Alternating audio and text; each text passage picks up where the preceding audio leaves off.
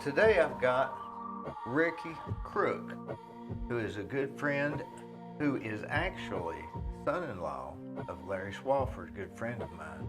And Ricky has been an event planner, and he has met some of the most famous people. You just wouldn't believe it. And I'm really looking forward to the discussion today.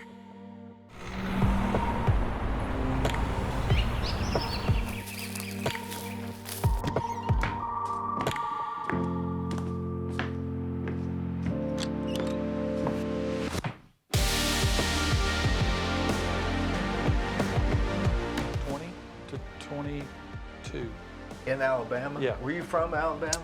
I grew up in Geneva, Alabama, which is down on the Florida line. Oh, close to Biloxi? Well, no, near Dothan. Dothan. The southeast corner, 75 miles due north of Panama City. Mm. So before the internet, we used to drive down to Panama City to find a place to stay for spring break. You just drove down, you just got in the car and drove down there. It's an hour and 15 minutes, hour and a half. Like between here and Knoxville. Yeah, so we'd drive down there and book a room for a week, be home by dark. Mm-hmm. And then we'd go back spring break, that kind of thing. So you were planning events then? Oh, I was planning events probably in high school. I really started getting involved in, well, I was always in student council at high school.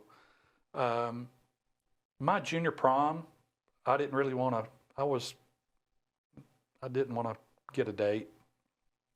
So I was the guy that met the band when they showed up and made sure they had everything they needed and did all of that. My senior prom, I did have a date, so I got a little better at it. And then my first year of junior college at Enterprise State Junior College, I helped put on a Mary McGregor concert. Mary McGregor had a hit song about that time called Torn Between Two Lovers. And so how does that song go? You're asking me to sing. I know who you're talking about. They were kind of a one-hit. Yeah, I would say she was a one-hit wonder. And a guy came with her named Gene Cotton, and Gene Cotton is from Murfreesboro. And I think Gene still plays a little bit around, but he lasted a bit longer than she did. Mm-hmm. So, but I had been working in a hospital 10th, 11th, and 12th grades in high school. Mm-hmm. And then junior college a couple of years, and then went to UAB for 2, and then wound up in North Alabama, and eventually Chattanooga, and eventually Cleveland Community. I worked there for about 10 years. Who was in charge over there when you were there? Oh gosh, everybody. It changed. My mother worked there for years. Juanita Burris, did you know her? I don't know if I remember her. She was in the administration. I tried to stay out of there. So my wife worked there in the cafeteria. Okay. I worked 4 p.m. till midnight, so I didn't see a lot of people. Had you been to Cleveland before? Not. I'd been up here, obviously dating Pam during all of that time, but I had not been to Bradley. I was just looking for a part-time job that with some benefits that would allow me to start this business and get it going, and that's kind of what that did. Had health insurance and that sort of thing. So, but luckily, I had a good boss that would, if I needed to come in a little bit late, they would stay over and help me out that way. Mm-hmm. But eventually the scales kind of got out of balance, and I was able to give that up. And I think the hospital sold right after that. So it sold before that, but combined with Bradley to become Tenova. So, but still lots of friends from there. Enjoyed working there. Got to see a lot of stuff. Had seen a lot of stuff. You know, training at UAB, you see a little bit of everything. So then worked down in Bridgeport, Alabama, was my first job out of college. And that was on what they call Blood Alley, Highway 72. Mm-hmm. So a lot of wrecks and trauma and surgery and stuff like that. I wonder why so many wrecks on that highway. I wonder why there's a lot of wrecks anywhere, but there are. But why there? Just very narrow. Not a lot of shoulder on the road. They have a the way. lot of like boiled peanut stands and stuff like that, don't they? Some, not as much as South Alabama though. That's one thing I miss about living down that way. Boiled peanuts. Boiled peanuts, yeah. So What is it? I don't much care for boiled peanuts, but people that like them, don't they? I think part of it's social. You know, we have our class reunions every so often, and we always have boiled peanuts, and it's something you can stand around and munch on. And But I mean, it's just they boil them with the shell and all. yeah, they have to be green. You need green peanuts, so that limits, Yeah. you know, a lot of things. So Do they boil them anything specific? well, you know, you go into some stores now and you see Cajun Right. flavored. I'm not a fan, You but just like the boiled I peanut. they're salty, a little salty, you know. Yeah. But it's just something that's that particular part of the country. So I sold them as a kid, bicycle, you know, little bags. I think they were 10 cents a bag, and we walked all over my little hometown. You eat the shell and all? No, just eat the peanuts. If you eat the shell, you're probably a Yankee. So that's my guess. But anyway, but we would sell them 10 cents a bag, and you'd sell, I don't know, a big basket full every day. I mean, everybody ate them. So, you know, it's a delicacy, so to speak. So It's a southern thing for sure. oh, no doubt. Especially when the further south you go, the more you see them along the road. That's what I'm saying. They're everywhere. Yeah. I think some of the modern convenience stores now have them around here. They do, but I mean, you can buy them in the gallon can. They're just not the same. Yeah, it's And just different. That's what you see in the stores. I think probably the further you get away from September and October, the more the odds of them being canned peanuts. And I guess there's a food company somewhere that does them, but I don't really care for them that way. What about the roasted corn? You ever eat any of it? The ears of corn? Boy, I those used are to be good. on the Riverbend Festival board of directors, and of course Riverbend always had roasted corn. Yeah. And I remember a couple of firemen from somewhere, not Chattanooga, but I think they were from out of town. They came in, I think we probably hadn't had roasted corn before, and they brought a certain amount. And I think they sold out on Sunday, by Sunday after starting on Friday. And they had made so much money, they just left and didn't come back. But then, you know, every year after that, I think they've had Boy, it's good, isn't it? Yeah, I love it. Good stuff. So with the event, tell me again how you got started in this, because this is a little unique type of business, It's isn't it? very, very, I think, just doing it the way I did it anyway. But so I took $300 out of a paycheck and got a business license, and I was in business. What did you tell them your license was for? I mean, what was Just planning meetings. Yeah, I was just going to help companies plan meetings. Did they think that was odd when you got the? Well, I had met with a couple of ladies at the Convention and Visitors Bureau, and they told me I research everything. I mean, even equipment that I bought later on, I would just study everything about it before I would buy it. But I was researching all of this, and at the time we were getting ready to build the aquarium. And I kept seeing the headlines in the paper, you know, this many conventions are coming to town because of the aquarium, this many corporate meetings, this many people. And I'm sitting there thinking, who's going to take care of these people when they get here? And so I kind of put it all together. There needed to be somebody that was independent, that didn't work for Unum or back then Provident or Blue Cross or whoever. And so I thought that person was me. And so that's kind of how I set it up to begin with. I probably didn't get anything connected to the aquarium after it was built for probably 3 years. It was more local demand. There were more local companies that needed what I was doing than people coming for the aquarium. And so padded chairs, couldn't get them anywhere. I bought them. Staging that wouldn't fall. Couldn't get it pretty much anywhere, so I bought a stage. Actually, I had rented a stage, and I saw them taking it down after the event was over, and I'd had some high-profile people on it. And I thought, man, what if they had fallen? And it kind of scared me. And so I mentioned it to the guy, and he said, You don't like it, just buy you one. Smart aleck, right? So I did. And it worked out really well. I made a lot of money renting staging. I did a lot of different events because I had studied what kind of stage to buy. There are different kinds. And I would go to the Baylor School in their chapel. Off the stage of steps. Well, their choir director called and said, "Hey, I need something that will fit flush with that stage, but we can't do anything to the steps. Can you make that work?" And I said, "Sure." And I showed him how I could do it. Well, that was 2 rentals a year right there. And I think the rental rate on it then was maybe $1,200 each time. That staging probably cost $6,000 or $8,000 total. So, just one customer was good for year. I probably did those events 10, 12 years, I guess. I don't know. But many other ones, same thing. Did a photo shoot at Erlanger, 5 a.m. setup. But it was pictures of doctors or residents. And they would take them every year. Well, there were so many, we had to stair step the stage, but that was the way we did it to get everybody in the picture. We didn't make the picture, we just did it for the photographer.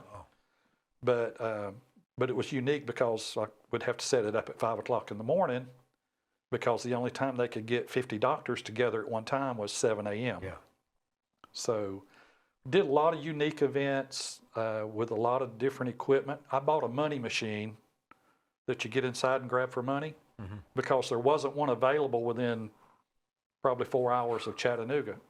And it was a pretty good investment to make, but I made probably triple what it cost over time. And then when I closed, I sold it to a circus in Cincinnati, Ohio. And but it was a cool piece of equipment. I rented it, I think, for the Halloween thing in Cleveland one time. I don't remember who rented it from me, but usually when I would rent it, I would go with it and operate it. So not only were you doing event planning, but you were also, you ended up needing equipment while you were doing it. So you bought the equipment and then you were able to rent out the equipment too. Right. I wanted the event to happen. And if we couldn't find the equipment, sometimes it wasn't going to happen. So how do people know how did they know how to get a hold of you? Well, the typical ways were telephone and advertising in the yellow pages. And of course, those have kind of gone away, I guess. Yeah. And it's, to me, a good thing because they were so expensive and I never could gauge what I really got on that investment. But we had such a great referral base of people. Everybody that we dealt with would refer people to us. And it was because we did a good job with that customer. And somebody else would mention, needing something. They would say, "Well, call Ricky at the meeting company," or whatever. The other thing in Chattanooga, and it's probably not unique to Chattanooga, but it may be, there's such a large number of nonprofits, and they're all doing fundraising, and their board members are all kind of the same people on 10 different boards. It's funny, isn't it? So once you get in with one, your name's going to come up 9 other times. If you have a nonprofit organization and you're going to have an event, you don't hardly have enough volunteers to coordinate the event. Right. You have some to work it, but not coordinate. I think there's a saying out there about, 10% of the people do 90% of the work, something like that. So, and we would come in and do a lot of that work. I hired college kids. I mean, that was our source for, I said young backs and weak minds, but they needed beer money, or mom and dad wanted them to have a part-time job while they were going to college or whatever. So it was our ticket to just part-time labor, send them 1099s at no, best. well, we some of them we hired as regular employees. So do you have a warehouse to keep this stuff in? We did. We had a warehouse down on Gifford Street, which is going towards Central Avenue toward Erlanger, but right there off the interstate. And had a showroom. So we did a lot of weddings. Brides and moms would come in, sit down with Pam. They didn't want to talk to a guy. We we did the bridal shows. We'd have a 20-foot wide booth, and I'd be standing right here, and Pam down here, and they would walk right by me. They don't want to talk to a guy. It's just not. It's just not the natural. No. And Pam was very quiet, shy, reserved, but working with me got her to the point where she got out of that. And people love her. Everybody that meets her loves her anyway. Mm-hmm. But she was really good at helping brides with wedding planning. And we had a huge linen business in our shop. We had a laundry in the back, so we could give them whatever they wanted. Linen-wise, colors, they're all about, got to have colors. And so linens were just another piece of equipment, so to speak. Mm-hmm. But we also laundered it and made sure that it was ironed and looked good, and quality level was good. What would happen if you had 2 events on the same night? Oh, that was very common. We did one weekend, we had 6 weddings, and the way we were able to do them, again, here in the South, churches are done with their church mm-hmm. on Wednesday night until Sunday. So if we could get in a church on Thursday, we'd go ahead and set up our part. Mm-hmm. We usually had to be the first one in, the last one out. Yeah. So we'd set up on Thursday, set up on Friday, set up on Saturday morning. The problem with that is they would all end about the same time. So Pam would take a crew, I would take a crew, and we would just get as much as we could. We rarely let our equipment stay out till Monday. So by Sunday night, it was all back in the shop. Oh, hopefully. Ready to reorganize. We saw that the facilities needed us out of their way. Mm-hmm. I mean, they might want to rent Sunday to somebody else. Yeah, or church. Yeah. Whatever. So we tried to work with them because I saw them as a referral base also. And they eventually saw that relationship was the way it needed to be. So they would call us because they knew we would get in and out of their way. They wouldn't call a competitor because they leave their stuff till Monday. So we just outworked everybody. I mean, that was the... Was most of your business in Chattanooga? Oh, no. We did... our biggest project ever was opening banks in Nashville, First Tennessee. You mean like setting up the opening day or something? We would do the grand opening for a new... Well, let me go back a little bit. I think they only had 4 financial... They call them financial centers. They only had 4, and they were all in Kroger's. And so they were expanding into that Nashville market. Mm-hmm. They had Memphis home office, had Chattanooga, Jim Williams, Knoxville, and then upper East Tennessee. Mm-hmm. So we had been doing customer appreciation days for the area banks here, Cleveland, Chattanooga. We just took that concept on the road to Nashville and added some things to it. But every time they built a new financial center, we would go in on Friday and do the grand opening, and then we'd go back the next day, Saturday, and do what we call Hot Dog Day, which was really a customer appreciation day here. Mm-hmm. And we would do it the following Saturday. So we would do Friday, Saturday, Saturday. And we opened 31, I think, financial centers in Nashville. So every First Tennessee or First Horizon Bank in Nashville, we've had our hands on it. Did they mostly tell you what kind of stuff they wanted, or was you instrumental in saying, well, what's your goal? And no, the initial planning we helped them with because we took that customer appreciation day. They came to us and said, what would work? What can we do? And so we had a cookie cutter list, basically, that would go out every time.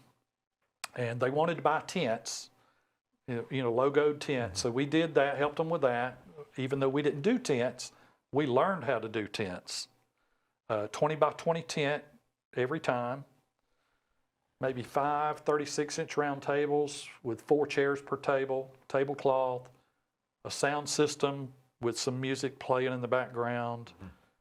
Sometimes it was so hot we would have cooling fans. A grill, gas grill, and 250 hot dogs, bags of chips, soft drinks, and cookies. And you wouldn't think of that being a real big to-do, but collectively it was over all those times. Mhm. But then each time they would open a branch, they would go into that community and buy the sponsorship on a local festival. Mm. Okay, so then when that festival came along, they would have us bring in their tent and put up their tables or do whatever they wanted to do at that festival to kind of get their name out there and just keep it, keep it going. Now, one of the openings that we did, there was an older gentleman that came out, and he told me, he said, I worked at such and such a bank, which was a competitor, for 45 years. I was a vice president, retired. I've been kind of retired for 5 or 6 years now. But I'm looking at First Tennessee and seeing what they're doing, and I'm thinking about moving all my money into their stock. And I said, hang on. So I had to run in and get the manager because there was no employee out there with us at the time. Yeah. And so I told the manager, I said, this guy's out here, he's talking about all this. And so I gave her the information, she came out. The next week when we were there, he came back out. And hey, just want to tell you, I moved all my money over. And I'm like, great. Mm-hmm. From then on, we made sure we always had a bank employee with us out there. Oh, yeah. And there should have been then. They were busy. So, but financially, it came back, to help them there. So when did you start getting, like, when you get calls for, here I see Usher and George W. and Barbara Bush and well, think about Kenny Loggins. How's all that? It's crazy. Glenn Fry. I mean, Joe Walsh. I made that list. Did you meet Joe Walsh? I did not meet him, but I was from me to you to him. I was on the Riverbend Festival board for some of those, but my job, every board member had a job then. My job was Director of Safety and Security. Well, you can imagine what that's like with high-profile people like that. Yeah. And so they had about 100 or 150 seats side stage. And as a board member, you would get to go one night, usually, pick. If you're on the board of Riverbend. Yeah. But I was there working. Yeah. So it really wasn't. You were on the board and there. Yeah. And side stage, you can see certainly a lot better, but you couldn't hear any better because, monitors are facing backwards. Yeah. Speakers are facing forward. So sometimes I would just take my tickets and give them to a friend and say, y'all go sit up there. I've got access to right down front, so I could do that. And that's kind of how we did it. But that particular night, I wanted to make sure I was side stage. And of course, I was working too. So, but some of them I worked with. Vince Gill, worked with Vince for probably 10 or 15 years, once a year. At Riverbend or? Well, the first time I worked with him was at Riverbend, but the second time I worked with him, I did a meet and greet. He was on tour, sponsored by Kraft Foods, and Red Food Store, or maybe Bilo. Don't know what year it was, but anyway, Kraft sponsored. He did a meet and greet here. He was at the arena, UTC Arena, and they did the meet and greet at the Clarion Hotel. And they needed somebody to do security. And all it was pictures with each employee. And then they were all going to the concert. Well, I get a phone call, says, the police are bringing Vince over there. He's got 15 minutes. So you get them lined up, and we need to have it done in 15 minutes. And I'm thinking, 80 people, that's 80 pictures in 15 minutes. I don't know. But we got it done. And of course, Vince was smile for the camera. He never, I learned about him back then, he wouldn't look at the camera because you got red eye back then. Now, when you looked at a camera, you get red eye? Yeah. Anybody? Well, it seemed to be fairly common. So, but anyway, Vince would just smile for the picture and that was it. And not a lot of personality that night. Well, I had met him at Riverbend some years before that, and at his sound check at Riverbend, he played nothing but rock and roll music. And when he came down off the stage, I'm like, you know, that was pretty awesome. He said, well, at sound check, I get to play what I want to hear. And he said, you know, obviously at the show, I'll play all of my other stuff. Music, And then I did another event with him at the Clarion after that for a golf tournament. And the guy doing it, the coordinator of the golf tournament, said, just bring a sound system and they're just going to play a song or two. And so I get there and I'm like, okay, what does he need? And they said, I don't know, go over there and ask him. So I went over and said, hey, Vince, I'm Ricky, you know, I've got the sound system. What do you need? Well, I'm not singing. And I'm like, okay, I won't set it up. Well, they start the program and 2 or 3 minutes into it, we're going to have a couple of songs now by Vince Gill and Dan Tominski from Nashville was with him. Dan's pretty well known. Anyway, I had to run to the van. I had it backed up to the door, but I had to run and set the sound system up while they're playing the piano. And he just did it cutting up. Just, I don't know if he was playing a trick or whatever, but I've worked with Vince so much that every time it's been a little bit different.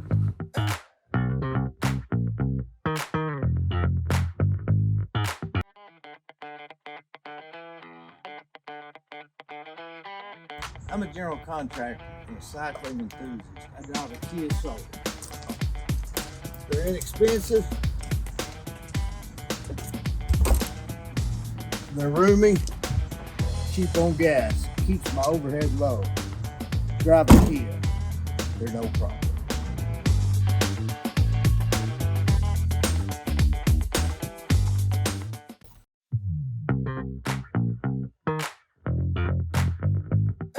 Those guys, are they real organized or are they they're just...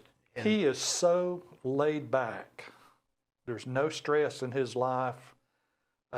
He's a picker. He loves to pick. He's probably one of the better guitar players ever. He's sung on probably who knows how many other people's music and played. He works all the time. He's just always, it's all about music. But back to the photo, the meet and greet, I just noticed that he was not real happy. Something said, something's not right. Well, the next day it came out he was getting a divorce. And I guess he knew it was coming out. I don't know, but anyway. That'll do it, won't it? Well, I hadn't been down that road, but he just seemed to fit that he wouldn't be happy. Yeah. And but we got that done, and then this nonprofit fundraiser came up with Children's Advocacy Center, and Amy started, she came the first year, he came with her and some other people. And then the next year she was on a book tour and couldn't come, so he filled in for her. And that's when he learned about the nonprofit and how much they needed him. And he bought in and came every year until he signed up with the Eagles. When you say Amy Grant? Grant, yeah. Yeah, she's a sweetheart. And he... Did I see her on the news here recently? She had a bicycle wreck. Maybe that was it. Yeah, and was hurt pretty bad. Thought I was dreaming there for a minute. Yeah, she's... now, Vince's daughter, Jenny, by his first wife, Jenny is, if you get the chance to follow her on Facebook, she's not a comedian by trade, but she's a comedian. I can't see Vince Gill playing with the Eagles. It's just too different. He loves it, absolutely loves it. I just saw Vince a couple of weeks ago. Glenn Fry's place, I guess? He says you can't. That's what I would say. Yeah, he admits he's... But he's good on his own. Why would he want to join them?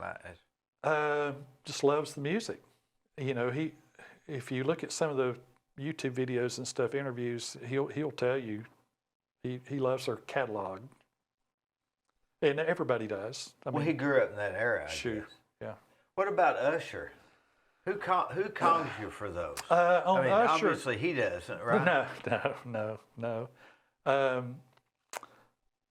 I think all of that came about through, there were so many different people involved in that video shoot. You've got record companies, you've got his management, you've got video people. there's, I don't know, probably 8 or 10 different organizations involved in, you know, that kind of thing. So I'm not sure who called us on that. Now I'll tell you, on Taylor Swift, we had I don't know if you'd call it a habit, but we answered the phone on Saturdays. And we at your our office. Was your office in your house or? Well, I started out in my house, and then we bought a house in Ottawa and had a full basement, and we filled up the basement and the garage to the point I got the word from the boss, and she said, "You can't buy anything else. We don't have anywhere to put it." Yeah. And so then we started trying to find warehouse space, and eventually wound up at our the location we were at for about 17 years. But On Gifford Street. yeah. That's next to Architectural Services.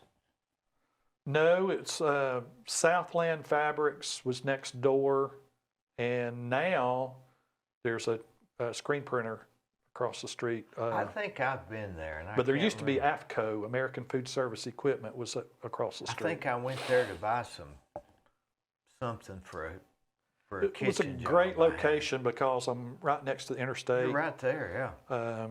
So that worked out real well for us. But we had a lot of equipment. But with Taylor Swift, I answered the call on a Saturday, and it was a lady at UTC Arena, and they had given her my number and said, "Just call this guy and see if he can help you."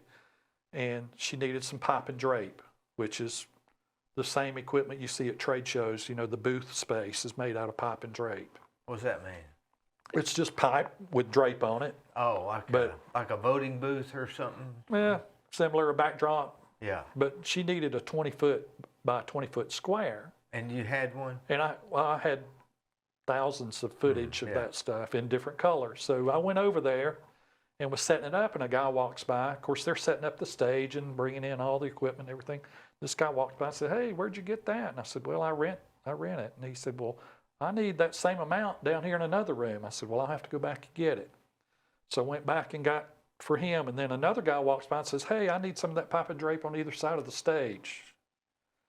And I went out and we measured how much he needed. It wound up, I did about $1,000 worth of pipe and drape. And I said, "Okay, when do you want me to come back and get it?" He said, "Well, come back at 9:45.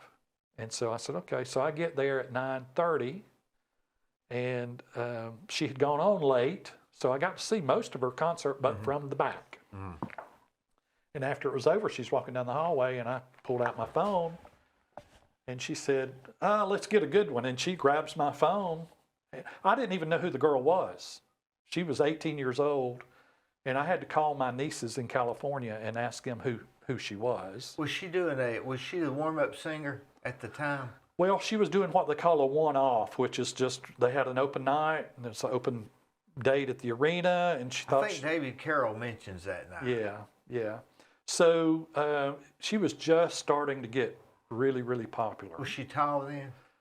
She was skinny. I mean, I put my hand behind her back to, do the picture, but there wasn't a back there. Just skinny. Just wasn't anything there. Yeah. The thing that impressed me most was that her mother was with her, by her side, just about all the time. And I thought that was good because I knew enough about the music business to know that there were a lot of leeches and... Well, how many years ago has that been? 18, I don't know.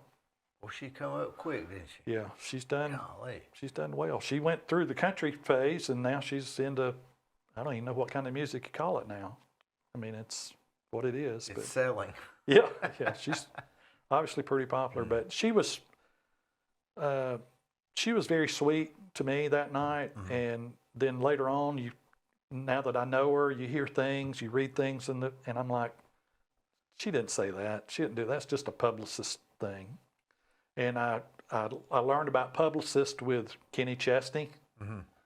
He married Renee Zellweger on St. John, which is where we go, where I got married. That's when he did that video of the island. Yeah. He's spent a lot of time down there over the years. But I think it was just his publicist and hers got together and said, "Hey, let's see if we can get them together. And it worked for a little bit, but obviously Isn't he not long. from Knoxville? Right outside of Knoxville, yeah. I wonder where it's from. I'm not sure. Luttrell. Luttrell. I never heard Bean of it. Station. Bean Station. Yeah, right in there. Yeah. Like a northwest. Yeah, just right outside. Yeah. I mentioned a while ago that I saw Vince a few weeks ago. A friend of mine from Geneva, Charlie Monk, passed away. Charlie was known as the mayor of Music Row in Nashville, and I went to his funeral, and Vince sang. And anyway, Charlie, a few years back, we were at my high school. Our high school does a pretty unique homecoming for graduates, alumni, where 10-year, 20-year, 30-year, 40-year, 50-year, 60-year classes all come back at homecoming. And Charlie was home for his class, and I was there. And he knew I lived here. His son lived in Chattanooga until just a few months ago. But we were talking, and he said, well, you know, I hired Kenny Chesney to rake leaves in my yard for $5 an hour. But he also signed Kenny to a songwriting deal before Kenny even recorded any music. And that's kind of how that started. He must have known. Yeah. Oh, yeah. He's worked with several over the years, but Randy Travis was one of his. So, but Kenny has a degree in advertising from East Tennessee State. Is that right? So when you look at his marketing for his concert or for his tour every year, I'm pretty sure he probably puts all that together. You know, he comes up with the concept. He's got this group called No Shoes Nation. It's all related to the beach and the islands, and he's done a lot of things, a lot of good things for the islands. So has he kind of come up with any new albums lately? I haven't heard any. He's constantly, you know, I call it the Jimmy Buffett model. You know, you kind of come out with a new CD and got to have a tour to. But they're not making any money selling CDs. They're making it on downloading music, but most of the money they're making now is performance. They have to go on tour. You know, I guess that's true because you can't buy $100.29 songs and download them and then stay on the island. You can't join the RCA thing for 99 cents and get. No, I remember that, don't you? I always thought that was a scam, but I don't think it was. It wasn't a scam, but they would come after you, I think, if you didn't hold up your end of the deal. So, but yeah, that was a long time ago. But it's you know, all these things kind of fit into a common denominator, and that was I was a multitasker. At any given time, I might have 30 to 40 events in the hopper. Talking with them or in some finishing up. It was constant. It was starting one and ending one. What isn't that chaotic though? Oh yeah. I mean, constant. The pressure. We worked on deadlines constantly, so I might have in my mind. I was notorious for waking up at 3 o'clock in the morning and checklisting in my head. I got to make sure I have the candles up or whatever. Gaffer's tape or skirting or. What's gaffer's tape? It's like tape you put on the stage that doesn't. It sticks, but it won't pull off the adhesive. You just wanted to make sure you thought of every little detail. And you were setting everything up. Everything. Not just planning it, but setting it up. There are people that do what I call bits and pieces. There are staging companies that only do stages. There are sound companies that only do sound. But there are some companies that do all of it. You were the general contractor of that business. You could say that. You could certainly say that. Isn't it something your daughter was Larry Swafford's, your wife, Larry Swafford's, my good friend, the general contractor's daughter, and she's married someone that's in the totally different business but does the same thing. General contracting, yep. You ever thought about that? It was similar to that type of business? I'll say this, I wouldn't be where I'm at today without her. She was so good at just handling details. Larry was good at that. But Larry taught her that she was going to work. You know, he had them cleaning windows or sweeping up sawdust or, you know, all that stuff. So she's a worker. She's still a worker. And that's probably the main thing between the two of us that we did to be successful was we worked. And we always did what we said we were going to do when we said we would do it. And that's, I mean, that was, imagine that in the world today. I had somebody tell me, said, Dee, you're one of the few people that just do what you say you're going to do. And that's, to me, that's not a plus, but I guess it is. I guess people, I'd rather do what I tell you I'm going to do if it kills me. I agree. I just can't be the guy that doesn't do what he says. I agree. You know, well, even if I said it in a dream, I still feel like I got to live up to it some weird way. We didn't advertise. We did some, but we didn't have to advertise. If you do a good job at what you do, you don't have to advertise. Right. You might advertise to be a multi-billionaire, but not just to make a living. Right. You don't have to advertise. I had probably a weakness for self-promotion. I still don't like that. It was hard for me to go out and say, hey, please mention us when you're going down your list. Well, I guess you didn't have time, really. I mean, once you was rolling, right? Well, I had to be careful. I mean, at what point did you say, I can do this for a living? Well, I always thought I could, even in the beginning. I believed that I could work it to that point. You just had a vision for that? Yeah, I looked at my canvas, which was Chattanooga, and I looked at my abilities and said, we don't have this, we don't have anybody doing this, we don't have anybody doing that. Nobody's got this concept. I wanted to take this thing and franchise it and sell it to people in like cities, cities of 175,000 or less. And I did have a guy call me, a local guy one time that suggested the same thing. And I met with him and I said, I've already thought about doing this, but I can't run my business and take that on. And I didn't do it.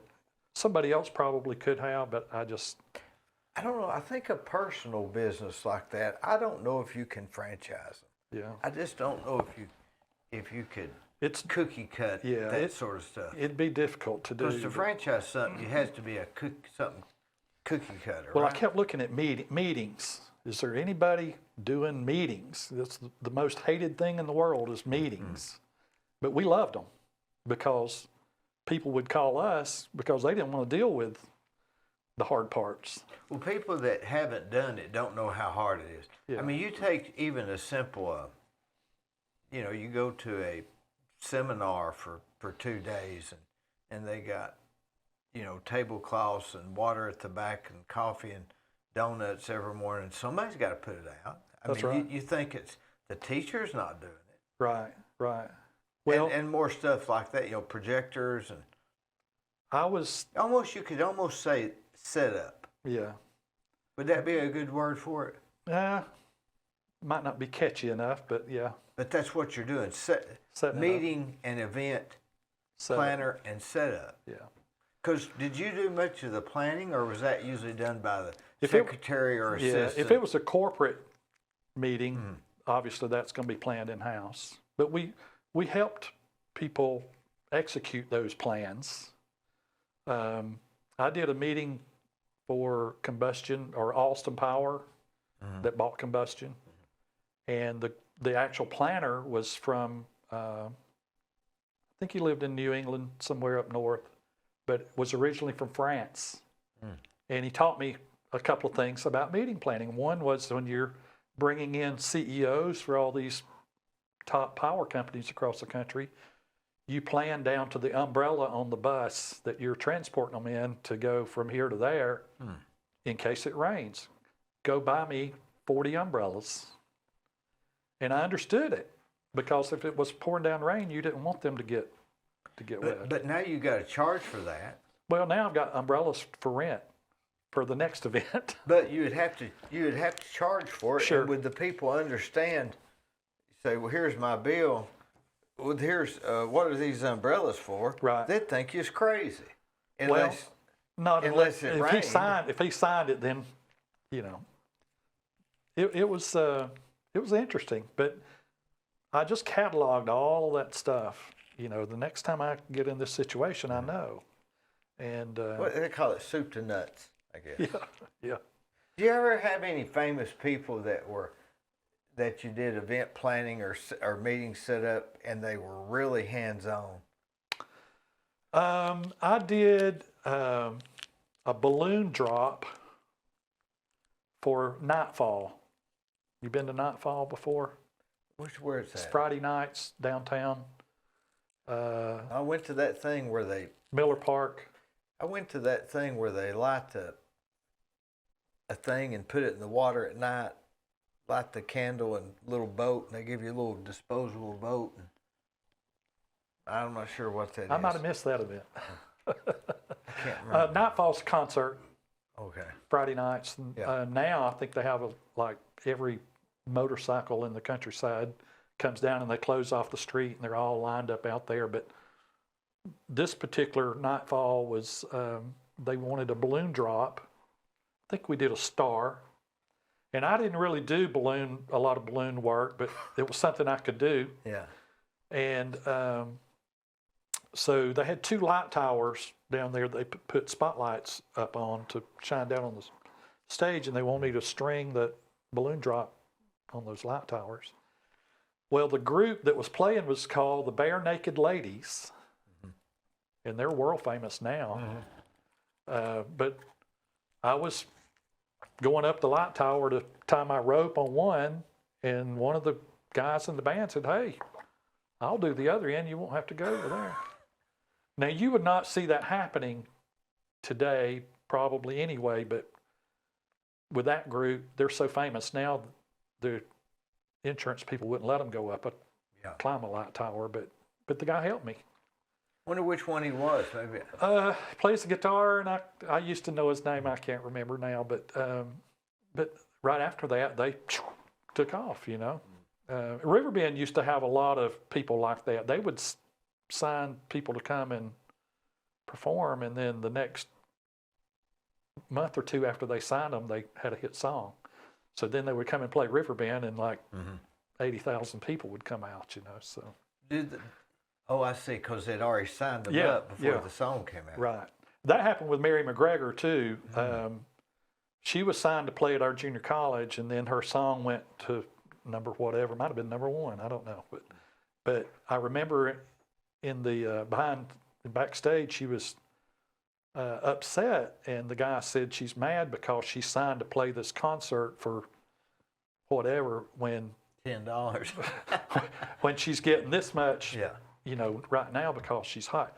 That window's only so wide, or you're only hot for so long, so you got to get what you can. So most of them play out, don't they? Yeah.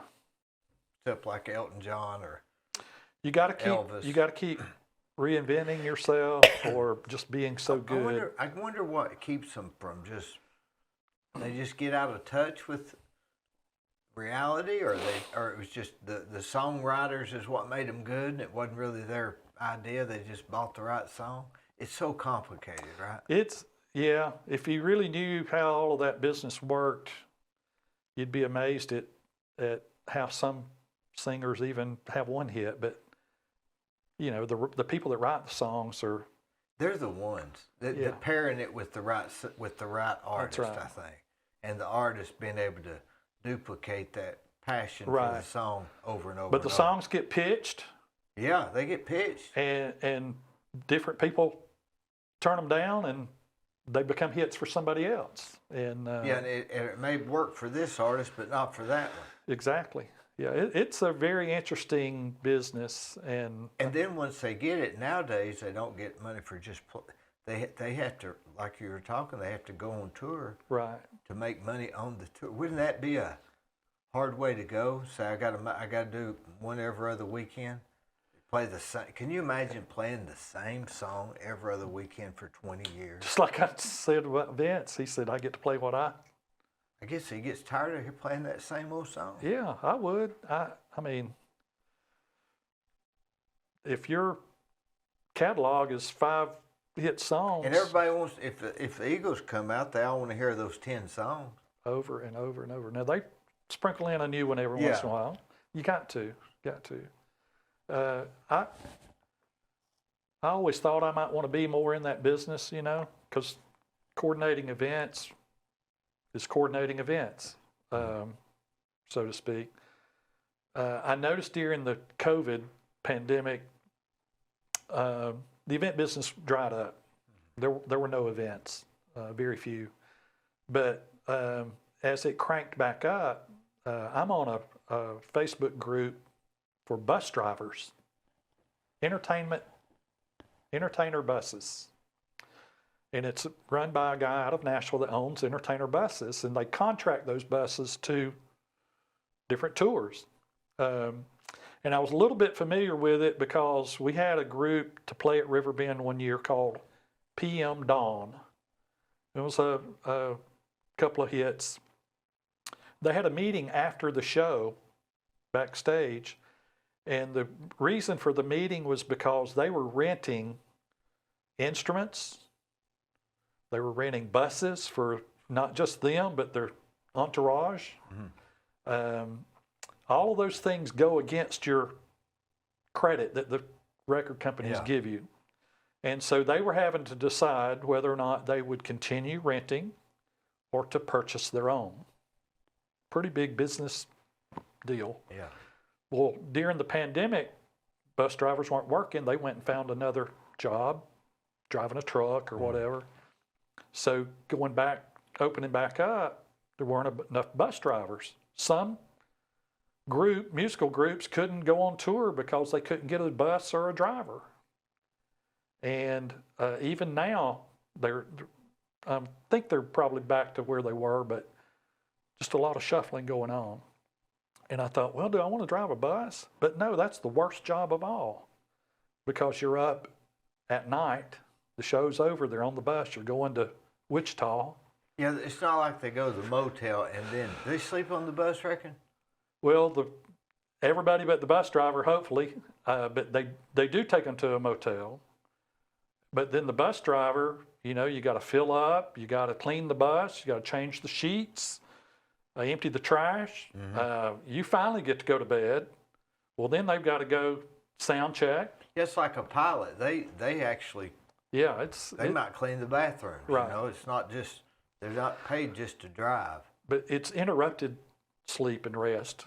Now, you want your bus driver to get enough rest. You don't want to tax them. I used to go on those bus junkets where you'd meet somewhere in Chattanooga and they'd drive you to Cherokee, North Carolina, and Do you know Lynn Coffey? He's from here in Cleveland. He used to drive for Best Way Travel in Chattanooga. Is that, I think I know who you're talking about. He used to eat at the Waffle House all the time. And Alex Kuykendall drove for him, I believe, some. Didn't he have his own bus? I think so. Lynn, I was in the ski club in Chattanooga, and we would do ski trips to West Virginia, North Carolina, Gatlinburg. Then we'd do beach trips. They were similar to a cruise or something. It was all inclusive. It included the bus drive and the Cokes on the. I remember they had. One time they had a KFC chicken on the bus for when. Well, we had other things on the bus, but it was stuff that we brought. Yeah. But this was all before I started the company. I was involved in the ski club, and the ski club in Chattanooga belonged to a council of ski clubs, 26 others, had about 10,000 members that would do ski trips all over the world, but mostly out west and up north. And then they would do 2 conventions a year. And the conventions were in Hilton Head and Myrtle Beach. And you think, well, what does that got to do with snow skiing? Well, we were marketing the shows to ski resorts. Well, they're in the cold all winter. Where are they going to want to go? Yes. They want to go to the beach. So we would go there and have our convention, and always had really good participation because it was at the beach, even though it was in the spring or in the fall. You know, it was right after the cold weather, right before the cold weather. And they would sell their resorts, their ski trips to the clubs. And we always had a theme party. So I was involved in planning those, but I actually became trip director for the ski council and taught people how to run ski trips. So I was doing that, doing Riverbend, and also planning X-ray continuing education meetings. So I put all that in the hat, and the meeting company came out of it, really. It was kind of You almost created a monster. a separate business.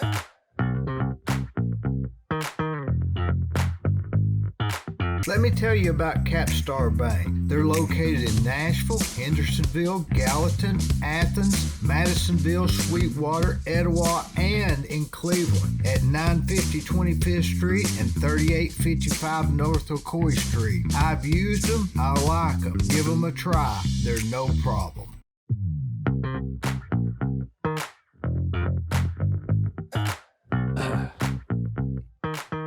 Back when I was in my maybe late 20s, I used to go out to over here on APD 40, and I'd get on this bus like at 7 o'clock in the morning, and we would drive to Anniston, Alabama on this bus and played bingo at a bingo hall, and they'd drive us back like a junket. It was a junket, yeah. And then later on, I got to where I was flying to Biloxi or wherever it was, and they were all inclusive type things, and there's a big market. Somebody was planning that. When it was a group of people that had the same sort of interest, yeah. And that was back before, I didn't have any money to fly or nothing like that. When I was doing the ski trips, you planned the hotel, you planned the airlines, you planned getting the group from the airport to the hotel, you bought lift tickets, you planned nights out to eat. Yeah, and you get maybe discounts for groups and stuff. Yeah. Oh, they loved that business. It turned out to be millions of dollars with the ski council because, every club would run to Lake Tahoe or Breckenridge or wherever. Do those sort of things, is it still common, or is that, seems like I don't hear about that stuff anymore? Well, I've aged out, so. Or is people just not do that like yeah, they did? I don't know. I'm pretty sure there's still ski trips run by clubs. I couldn't afford a broken leg or any of that. So. But what about I hear of these, they'll have a cruise that will have a certain celebrity on it, like the whole week or something. Yeah, they're still doing those. How would that work? How would you like to be a celebrity and going on a 4-day cruise and everybody was there to look at you? I guess it would depend on where I was in my career. It would be okay one time. Well, like I said, you're only hot for so long and then you're not. And that's probably going to be toward the end of your hotness. Why is it some people they just play out and others don't? Right. Talent, I don't know. I mean, I went to see James Taylor 3 or 4 years ago in Chattanooga and had never seen him. Let's see now, James Taylor. I saw Jackson Brown. Yeah, I've not seen him. And it was good, but back in the day, he couldn't have had this concert there. It would have never held the people. Right. But now it's just the Tivoli Theater. Right. I think that's just part of the process. You might be doing stadium shows when you're hot, but then as you start to fizzle, your venues become smaller and smaller. And I don't know of anybody that could have ever, that came out red hot, right? I mean, even Elvis played at Seed. Yeah, probably You know. not. You got to start somewhere, but it's very unusual, I would say, for somebody to start out really hot. Wouldn't it depend on even advertising them at the time? I mean, doesn't it all sort of go down to advertising? Because if nobody knows you're there, Right. Well, advertising's different now with social media. That's really advertising. But like, look at Kane Brown. He's from Fort Oglethorpe. Lauren Elena, they were Kane Brown, I thought he was from. He and Lauren Elena were classmates. I thought Kane Brown was. That's the new country music guy, right? Is that right? He's not new. He started out YouTube, I think, and had such a following, kind of like Dee Burris. He's been. I've got a lead on him coming here. I'm working on it. Well, I would. But I thought he was from East Lake. Well, he may I have guess it that's sort at of the some same point. I thing, think he isn't lived in it? Chattanooga Yeah, some, okay. but he and Lauren Elena kind of started around the same time, I think, and they've done some stuff together since. I don't know who's bigger now, but they're both pretty big. You have to have talent and likability And drive. and drive and an advertising plan Sure. and luck. Lot of luck. I'm not sure that the who you know I don't think that matters anymore. matters a whole lot anymore, but maybe it does. I don't know. If they told everybody I was a big singer and I was going to be at the Tivoli Theater next weekend, and nobody would come. If they did, they'd A couple leave. of people, but So you have to have some talent there. yeah. But then you go talent. But people have to have some way to see that talent. So how does that happen? That's right. So there's so many pieces to put together. Well, our tagline in the beginning, and of course I haven't worn this vest a whole Yeah. lot, but since I retired. Yeah. But if you look real close, it's puzzle pieces. And on our brochures, it was putting all the pieces together. And of course, I think a mental health group uses that too. So, but I always said it was like baking a cake, that what we did was gathered the ingredients.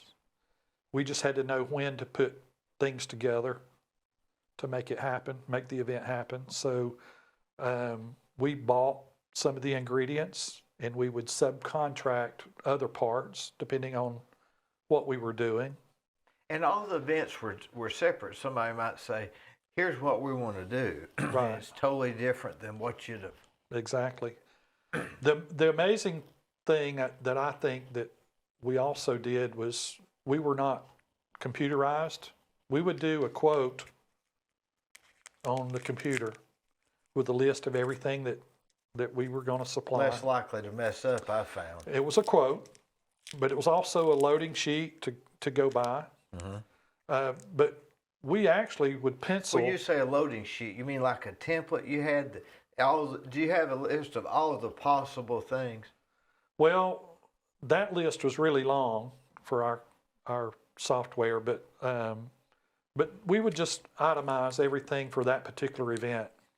But we had a hand-drawn calendar in my office.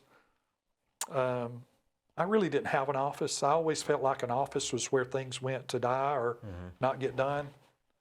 But I did have an area that had a paper pad and easel with a hand-drawn calendar on it for every month. And we usually kept that calendar 2 to 3 years of calendars or months in advance. Because events, We were planned.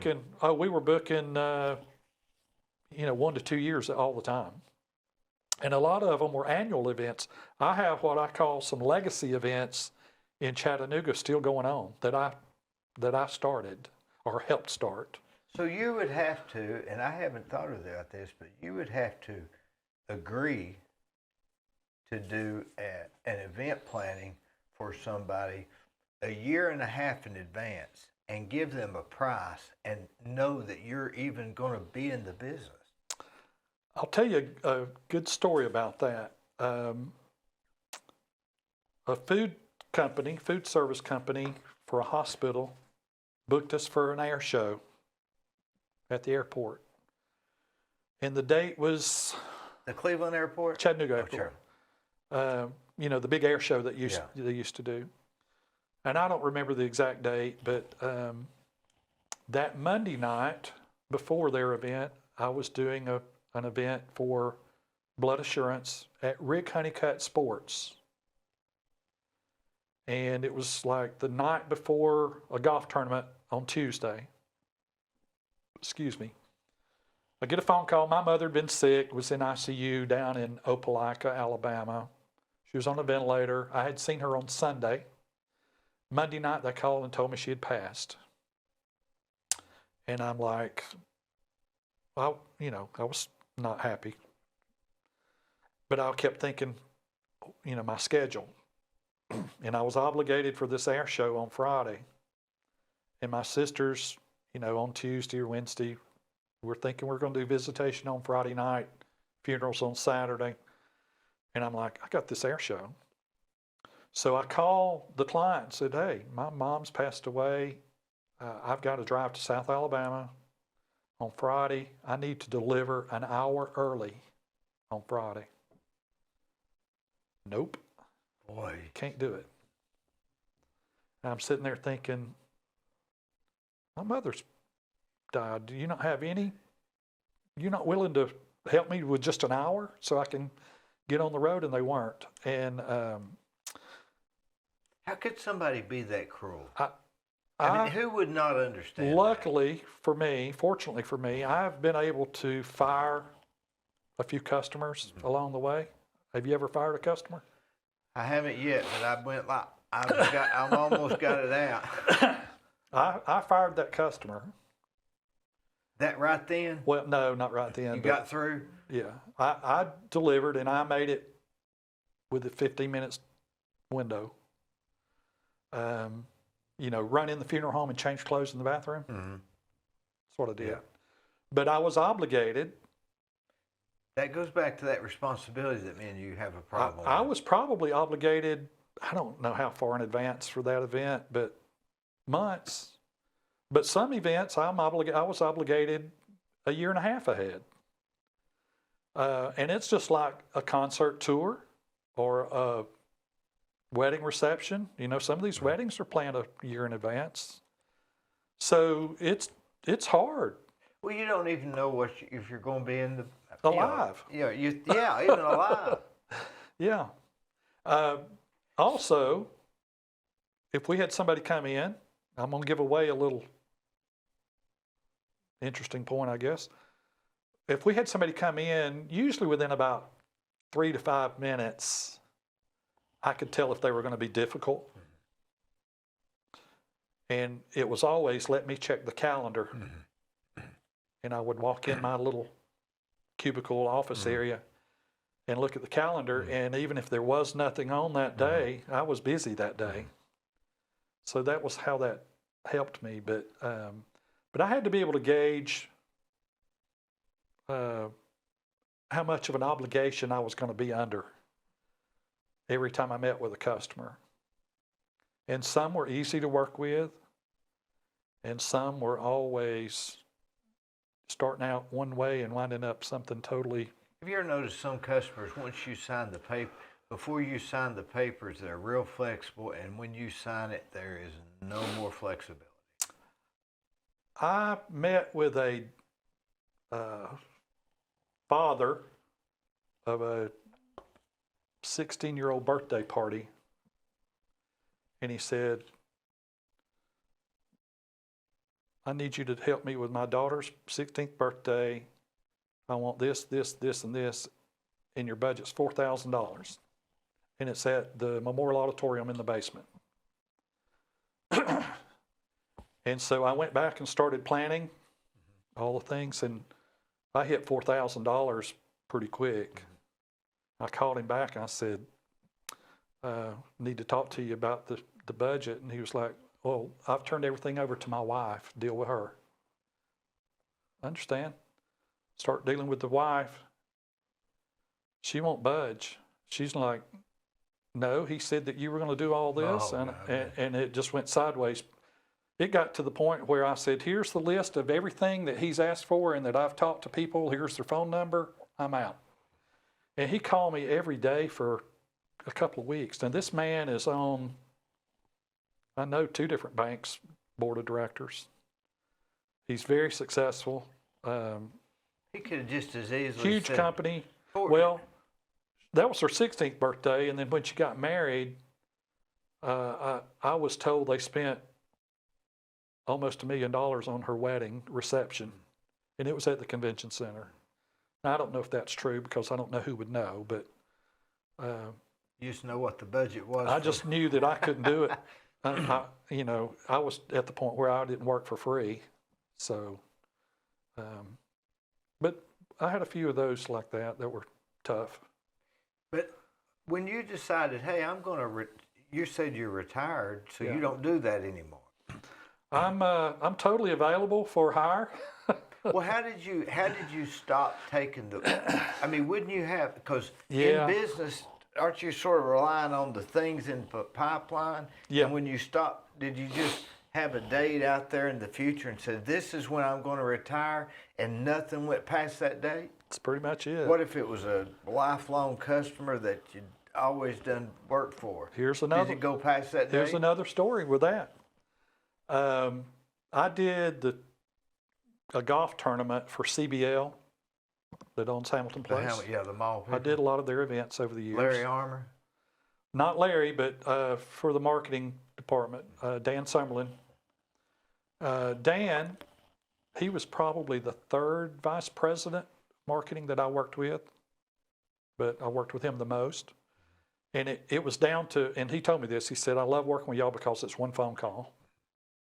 I call you and tell you the date, and that's all I have to tell you because y'all take care of everything else. But Dan had terminal cancer, and he knew it, we knew it, and he had not been to our office before. Usually it was just a phone call, and then we would see him at the event, catch up, standing around waiting for things to happen, and because we spent the whole day with him. But Dan came down to our office, and he made it pretty clear, I'm probably not going to be here when this happens, but I don't want anybody to worry about it. Just promise me that you'll do it. And I said, well, Dan, our last day in business is April 1st or 15th, in 4 months. And he said, well, will you still do it? And I said, well, the only way we can do it is for y'all to work something out, regarding pay. And he said, well, we'll pay you. Even if it's cash money, we'll pay you to do it. Well, it wasn't cash money, but, they 1099 me. But I couldn't tell him no. The man had terminal cancer. I wasn't going to tell him no. He was easy to deal with. You dealt with him before. Good to us over the years. That's a level of respect, I guess. We could read each other's mind. He knew what he could count on us to do. He knew our capabilities. A great guy. Great guy. So when was that? It was that event. How much further was that out? I would say it was probably 6 months out, something like that. So what'd you do during that time? Well, we ended the year, I think maybe 2015, December 31st, we closed, and we spent 4 months selling inventory. Everything you needed except for that event, maybe? And we might have even sold it and subrented, used another event company to come in and do that stuff. Our biggest problem, our last 3 years in business, we hustled. Larry Swafford had died at 59. My dad died at 62. What year did Larry die? I can't remember. 2000. I believe it was 2000. Well, it seems like longer than that, but I guess that's about right. But I told Pam, I said, we're killing ourselves. We were working 80, 90 hours a week. We were out late every weekend. And the only way we would get through that kind of a schedule, I mean, we'd go 3 weeks sometimes without a day off. I'm talking not even. And odd hours. Load up stuff at 1 o'clock at Saturday night. We're going up the ridge cut at 2 o'clock in the morning on Sunday morning. And I would look over at Pam and say, St. John or Painkiller. That's a drink that they have down there. Or Kenny Chesney or some code word connected to why we were working so hard. So we could take a nice vacation, which we did even when we were working. We would take a week every year and go to the Virgin Islands. And well, her rule was, we got married here, you got to take me back every year and ask for another year. And I was okay with that. But I would look over at her and say something like that. And that's what got us through those. That was the carrot? Yeah. Sort of the carrot? Yeah. Now, when it happened, it'd take you 3 days just to get your body back. Yeah. And then you're on vacation for 3 days, and then it's a travel day. Right. And then your head's swimming the first 2 days you're back. But you got to hit the ground running because we couldn't even have a delay in flights sometimes because we had to pick something up when we got back to Chattanooga. So did you try to sell your business? We did. Had 12 different people look at it. That was the plan all along, was to grow it, build it, grow it, sell it, and retire right off into the sunset, But 12 people looked at it. Some pretty successful people that owned other businesses were looking at it. One guy in particular owns a really nice big restaurant in Chattanooga. And he told me his sister was interested in it, but he said, you got a great business, you got a great reputation, you got a lot of wonderful customers, great customer list, all that. She don't want to work as much as y'all do. And I was like, I can't argue with that. And you couldn't say, oh, it's not that hard. I'm not going to lie. It could be done. Somebody on the Facebook group the other day asked me what's one thing that you might do differently. And what I might have done differently, and maybe should have done, looking back, is just do corporate events only. And get out of the backyard weddings and the late nights. Most of the corporate stuff happens Monday through Friday. It's less personal. Yeah. And a little more business. I've noticed there are a little more people in business. A little bigger budget. Yeah, and they're more business oriented. Sure. They don't get as excited. Yeah.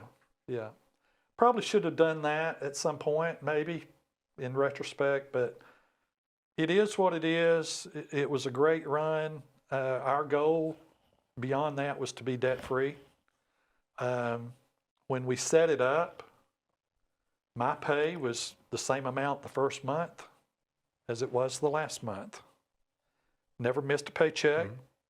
Was able to put money back, debt free, retire. Really, I was 60.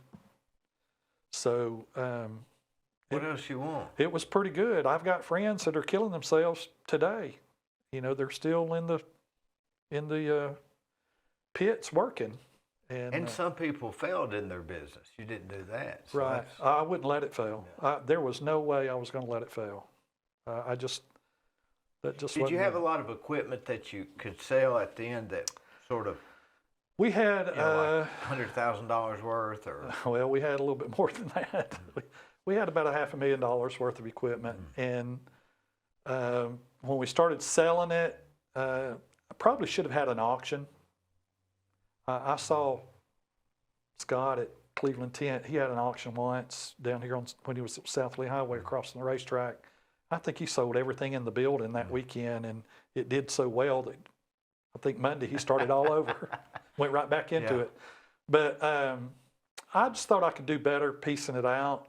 It was just the wrong time, and now everything that I see for sale on one of those Facebook groups is junk.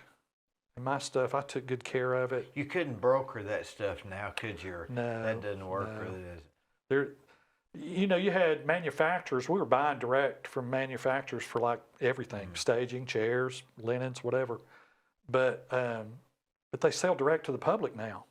So you really don't have a huge advantage by buying. You can go on Amazon and get it. Yeah. 2 days. If it's going to come from China, you might as well.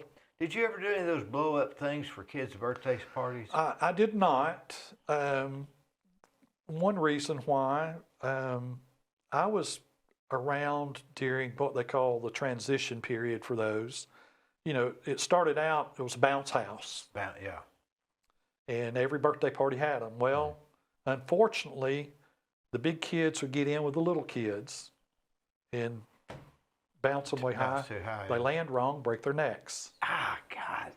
Sure enough. Yeah, that's exactly what happened. So the industry had to change and make it safer. Well, how did they do that? Well, now you see a lot of these inflatables they have separations, like long runways, or they're just patterned out so that they're different from a bounce house. If you see a bounce house, it's probably from way, way, way back that's been patched multiple times or whatever. But they quit insuring anybody to kind of clear out the market. Wouldn't write liability insurance for any of them if you'd not been in the business for a while. And then came out with these new inflatables so that trying to cut down on lawsuits.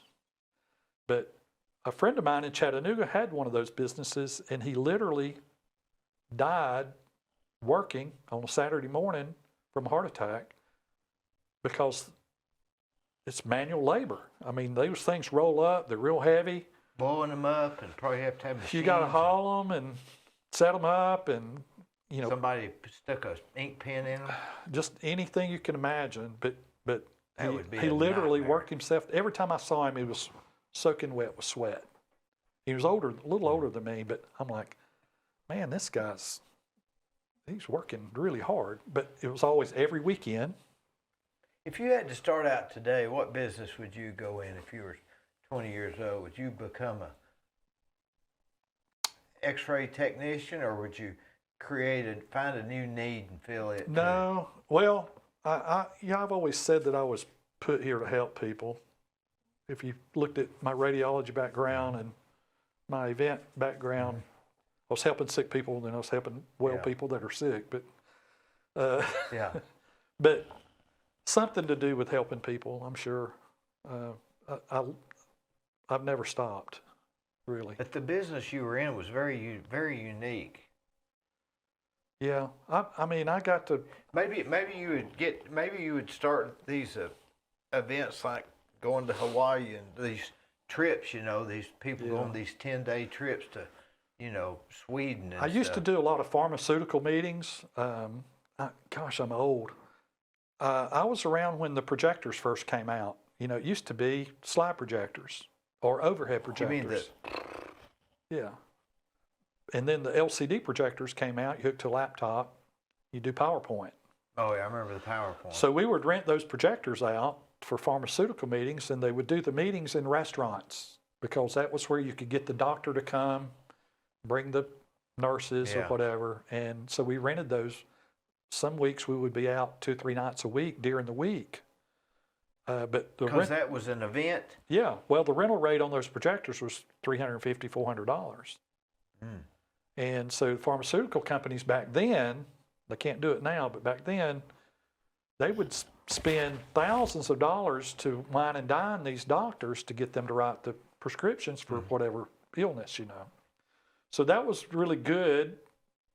You know, we got to see the evolution of that equipment, and of course be a part of it really. But now it's gone away because it was abused, and now pharmaceuticals, they don't do any of that stuff that I don't think.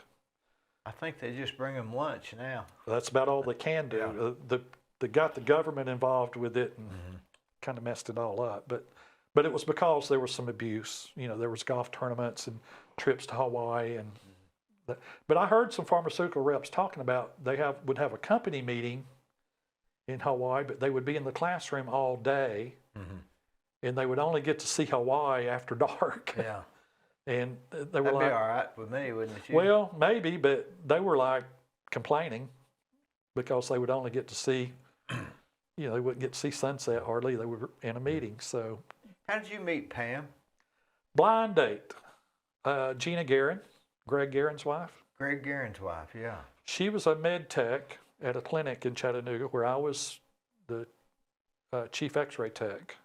We worked together. And you were coming from Alabama then? I had moved to Chattanooga, and Gina came to work one Monday, and she said, I met this girl this weekend that you need to meet.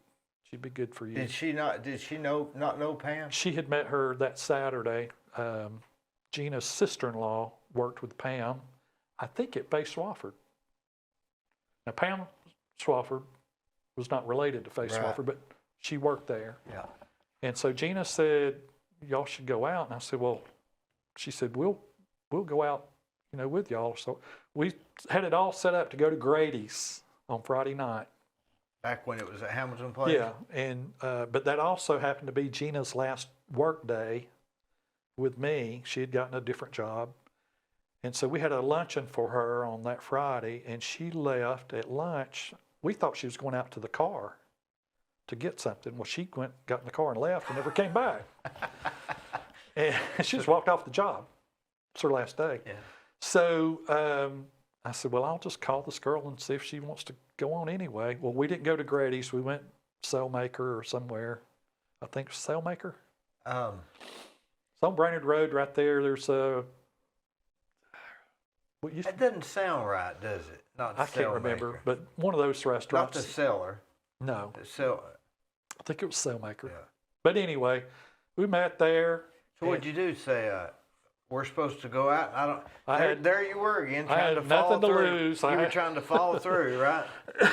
I was doing what I said I would do. Yeah.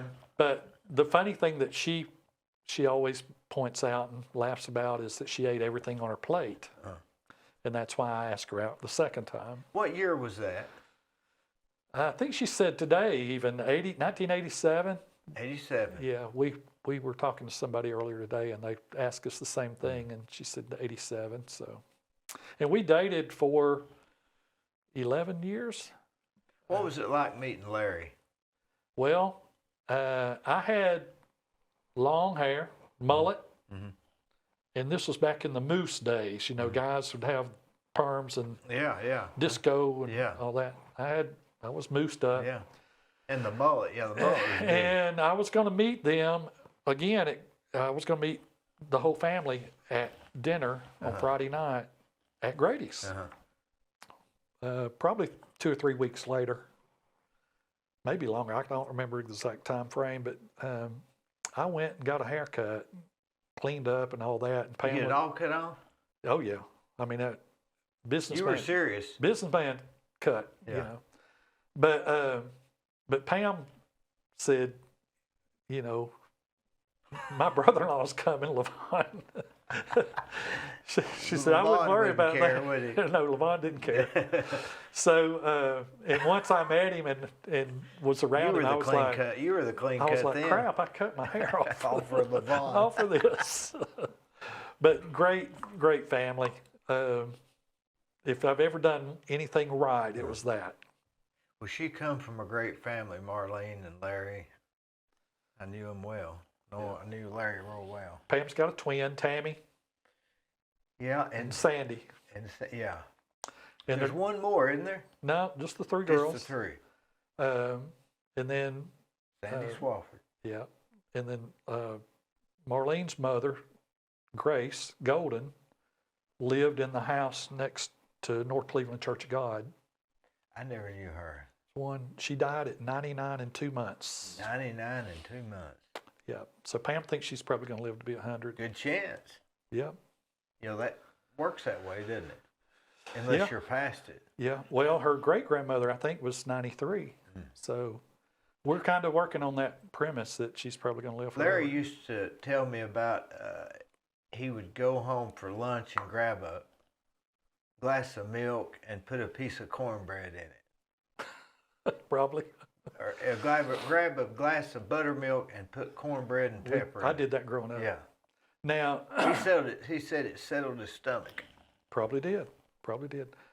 Now, he had the girls buy a cabin up on the Hiwassee. A little one-bedroom cabin from David May.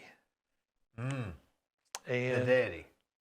David made that. They got a son. I'm not sure. Where was that cabin at? It's off of Lamontville Road, I guess? no, Lower River Road, right at the Meigs Bradley line. Davis Curb, no.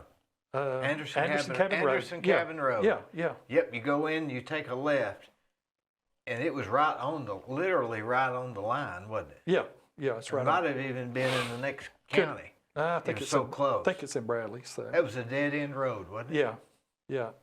Well, the plan was to build onto it. Mm-hmm. It was one bedroom, but it was a real cabin. I mean, it had logs. Yeah, probably because the of the front. septic situation Yeah. or something. And so Larry just took a handsaw or skill saw and just cut the screen and porch off the front of it, let it fall down the hill, so to speak. We had to clean it up, but then they built 2 more bedrooms onto the front, so each daughter had a bedroom. Mm-hmm. And but Larry used it for the home builders. He did a cookout or something up there, and I seems like there was 250, 300 people. And we hauled plywood. We had to go around to the marina and put plywood on the pontoon boat and bring it around and fill in the slips and make room for everybody to come. And I think I was there. I'm pretty sure if you were even close to the Home Builders Association, you were there. But it was hot, and it was up and down that hill. It was 53 steps up from the lower part.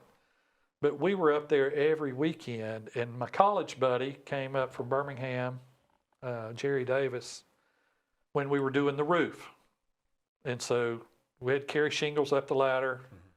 And so that was on a Saturday. On Sunday morning, I lived in Tyner at the time in a duplex. And so get up on Sunday morning, I'm like, Jerry, you ready to go? We got to go back and finish that roof. He said, man, I'm out. I got to go back to Birmingham.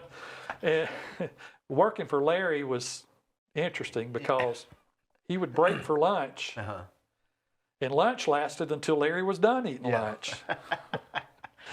Whether 20 minutes you didn't or get 30 30 minutes. Yeah. There was no guarantees. It was when he got through eating his sandwich. Yeah. And that was just the kind of work that the way he did it. He was a worker. He enjoyed working. That was where he was in his element, just work. We went to the National Home Builders Association convention. What do you call it? Convention? Yeah, and they had like a one every year. Yeah, it was in Atlanta.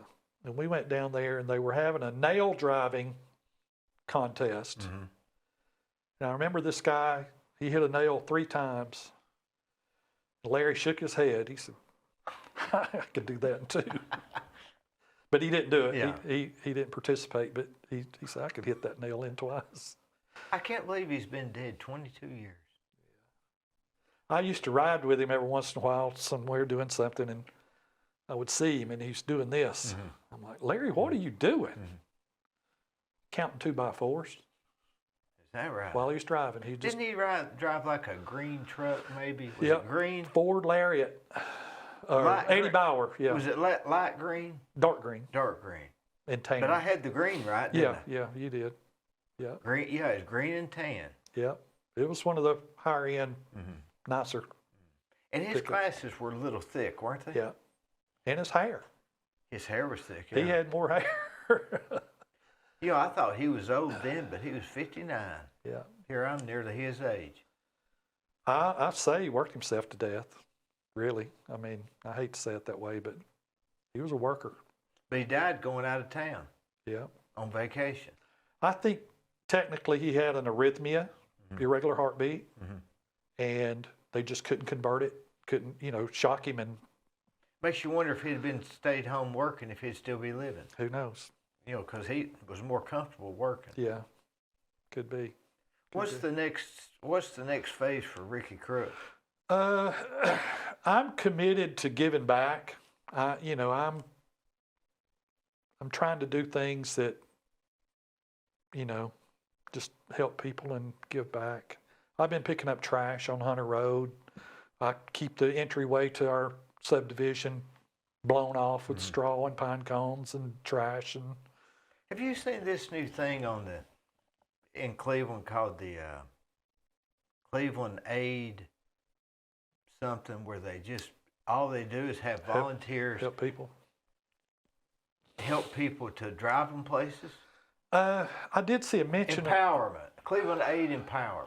I saw a mention of something similar to that. Now, I've had several little part-time jobs since I've quit. I actually worked for a nonprofit back last summer as a ramp coordinator.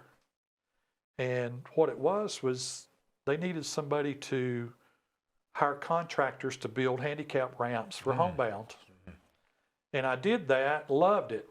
But the money ran out in 2 months. Well, I did a couple of them, and just because the mayor called me, wanted me to do them, and you couldn't spend on them what you needed to. No. Because they're going to cost you a good $2,000 or $3,000 well, yeah, in and materials. the budget was $500. Yeah.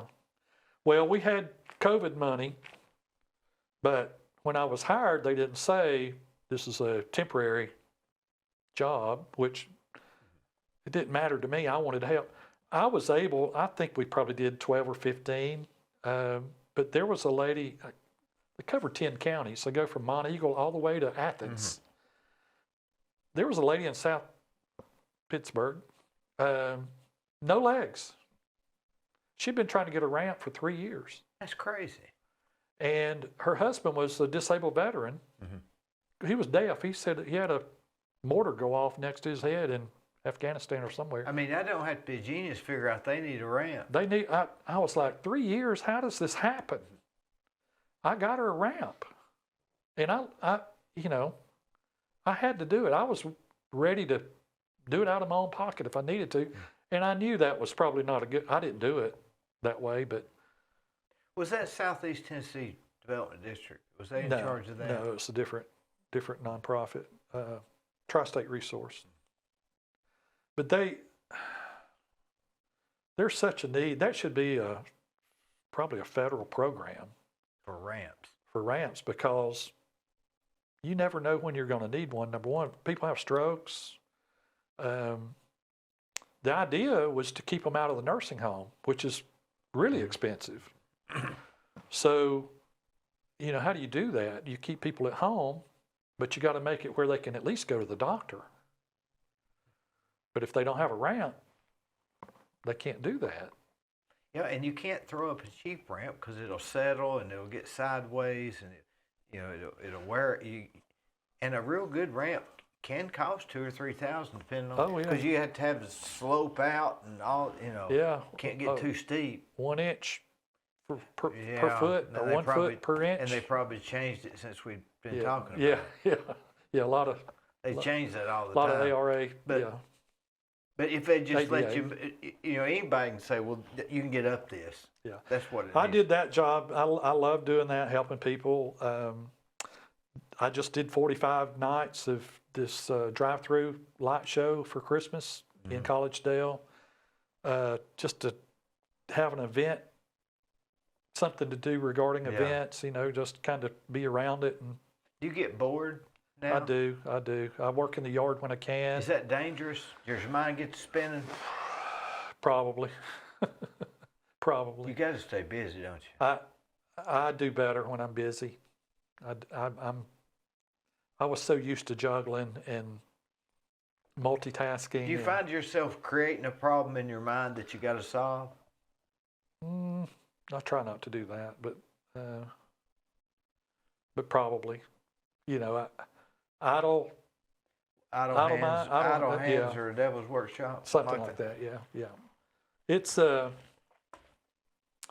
just been an interesting. I look back on it. The little town I grew up in's 4,500 people. I didn't know what I was going to do. I did the medical thing because that was all I knew about as a teenager. I did pump gas before that, but that went away. But I knew I wanted to help people, and healthcare was the closest thing to meeting that. And I did I did that for a long time, but healthcare changed. It became more about money and less about care. I saw that working here, in Cleveland. And it was like the insurance company said they will only pay for 2 views of a hurt ankle now. And I'm like, well, I normally do 4, and a fracture only shows up on 1. So which 2 do they want me to do? Yeah, golly. And at that point I said, the liability on this is just way out And of they get you if you don't do 3, but they won't pay you unless you do 3. Well, that, and you would have a patient from a car wreck come in and their blood alcohol levels, whatever, 0.2 something. And I got to take them down to x-ray and x-ray them, put them on the table and x-ray them. And then I've got to go in the darkroom and develop those films because I don't have any help.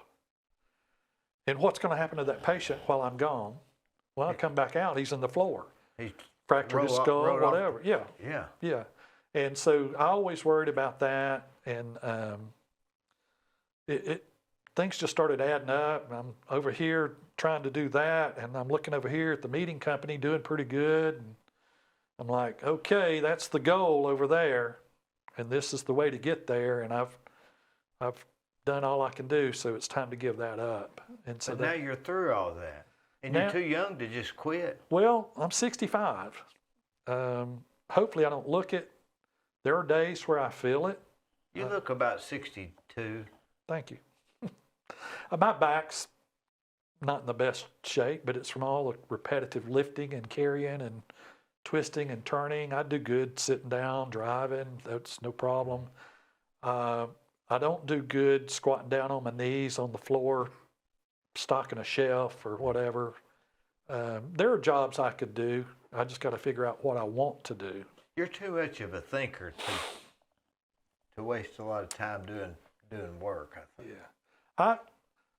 I like, I'm a meticulous, detailed person, and I love working with people. I would do good, I think, maybe supervising a group of people to do something, or, some responsibility involved, but not doing the actual work, the physical part of it. So maybe responsibility is okay, but not an obligation, if that makes sense. A little difference. I love teaching about events, and I actually did that for a little bit when we were retired. I went on the road. I did 6 or 8 cities in Alabama, just open seminars, $99, come and I'll teach you what I can in 4 hours. On small business or event? Whatever, yeah. Did that go pretty good? No, but it was Facebook. I was counting on Facebook for marketing, and it was right when they were changing we didn't have Facebook Marketplace yet. I spent a lot of money with them to advertise it in each of those areas, but I just couldn't get the contacts. I don't know if the words I was using were not. It makes you wonder if Facebook's even doing their thing. Yeah, there was no guarantees, and so. And by the time you get used to it, they've changed the way they do it. Right. I had probably 4 or 5 in every city. In some cities, I didn't have anybody show up, and pretty disappointing. But I had set it up in Alabama because I was familiar with Alabama, knew how to get around, knew where I was going, all that. So I just said, hey, it didn't work. Tried it, didn't work. You tried it. Yeah, so. Don't have to do that anymore. Yeah. And I spent some money doing it, but not too bad. And but I enjoy helping people, teaching them about events, what you should be doing, what you shouldn't be, what you can make a lot of money, nonprofit wise or fundraiser wise, that sort of thing. So there's probably some potential there to help out some different groups and stuff, but they're going to have to hunt me down. I'm not going out and seeking it. Well, and things are just different now. Events are on Zoom and right. GoToMeeting and yeah, so there's a lot of that too. And I'm old-fashioned.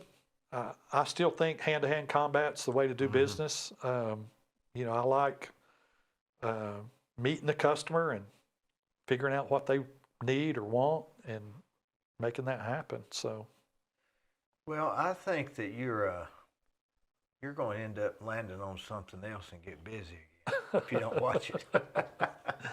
well, maybe I need to.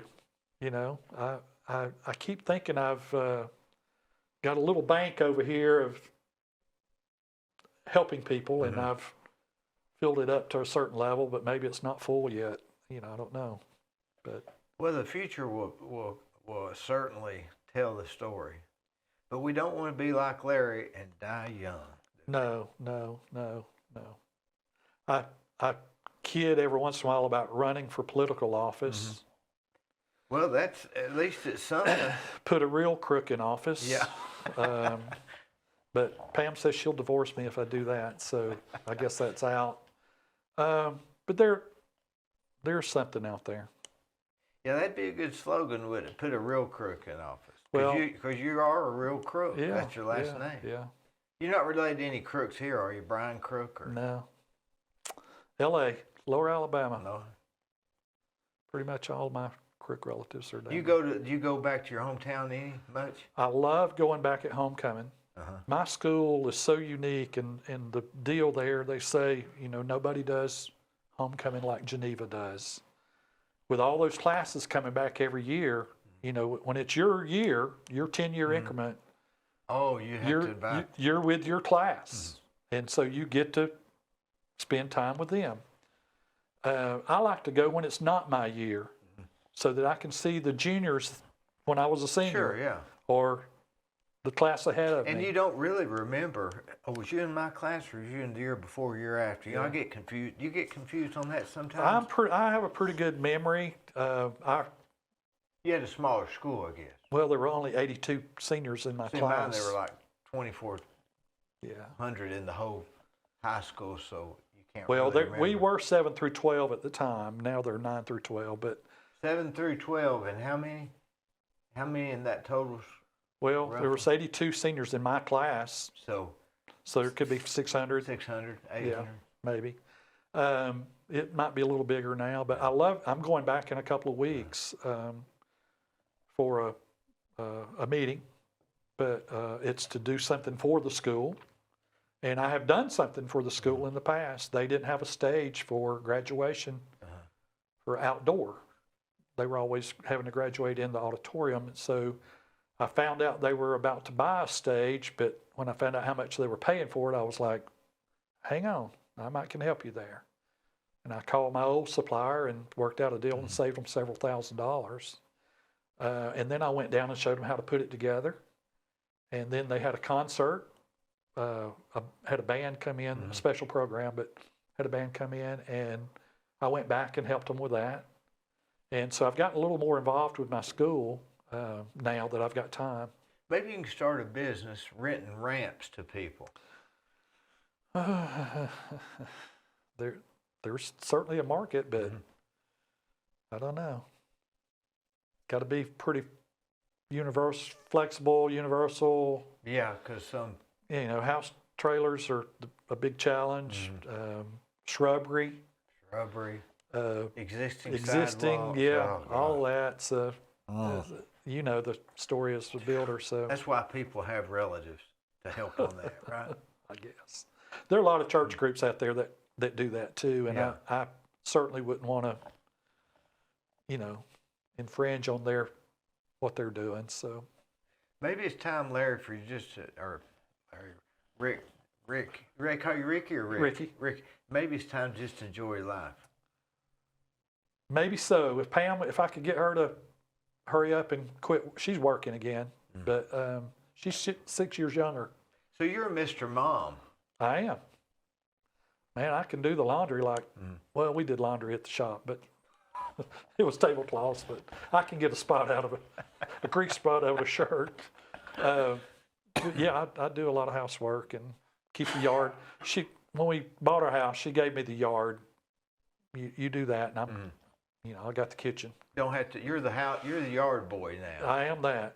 I've got a big project I would love to get done this year. So, you know, we got a ravine in the back that I've been working on for 2 or 3 years. So, a lot of that. But I'm doing okay. I'll be all right.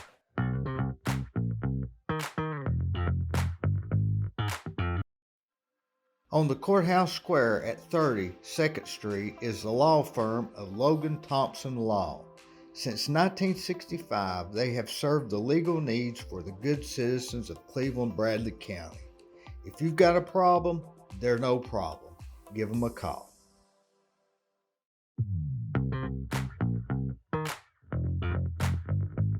Now, one thing I gotta ask is, you met the Fonz, right? I did meet Henry the Fonz. Winkler. I did.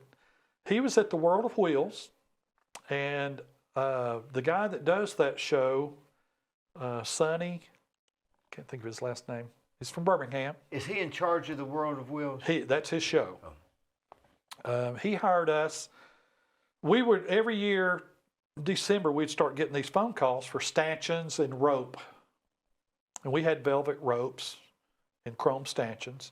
And it was to put around these cars in this car show. Well, finally, he found out where everybody was going to get those. And he called me. He said, hey, I need some pipe and drape. We've had a fire in our shop and burned ours. And I need you to do some pipe and drape for us for our show. And I'm like, okay. So that's how we got in the door with them. And it just happened to be the year that he had hired Henry Winkler to come in and do his thing. And I met him with Chip Chapman from Channel 12. Chip's a friend of mine. And he signed a picture, Ricky, great to meet you.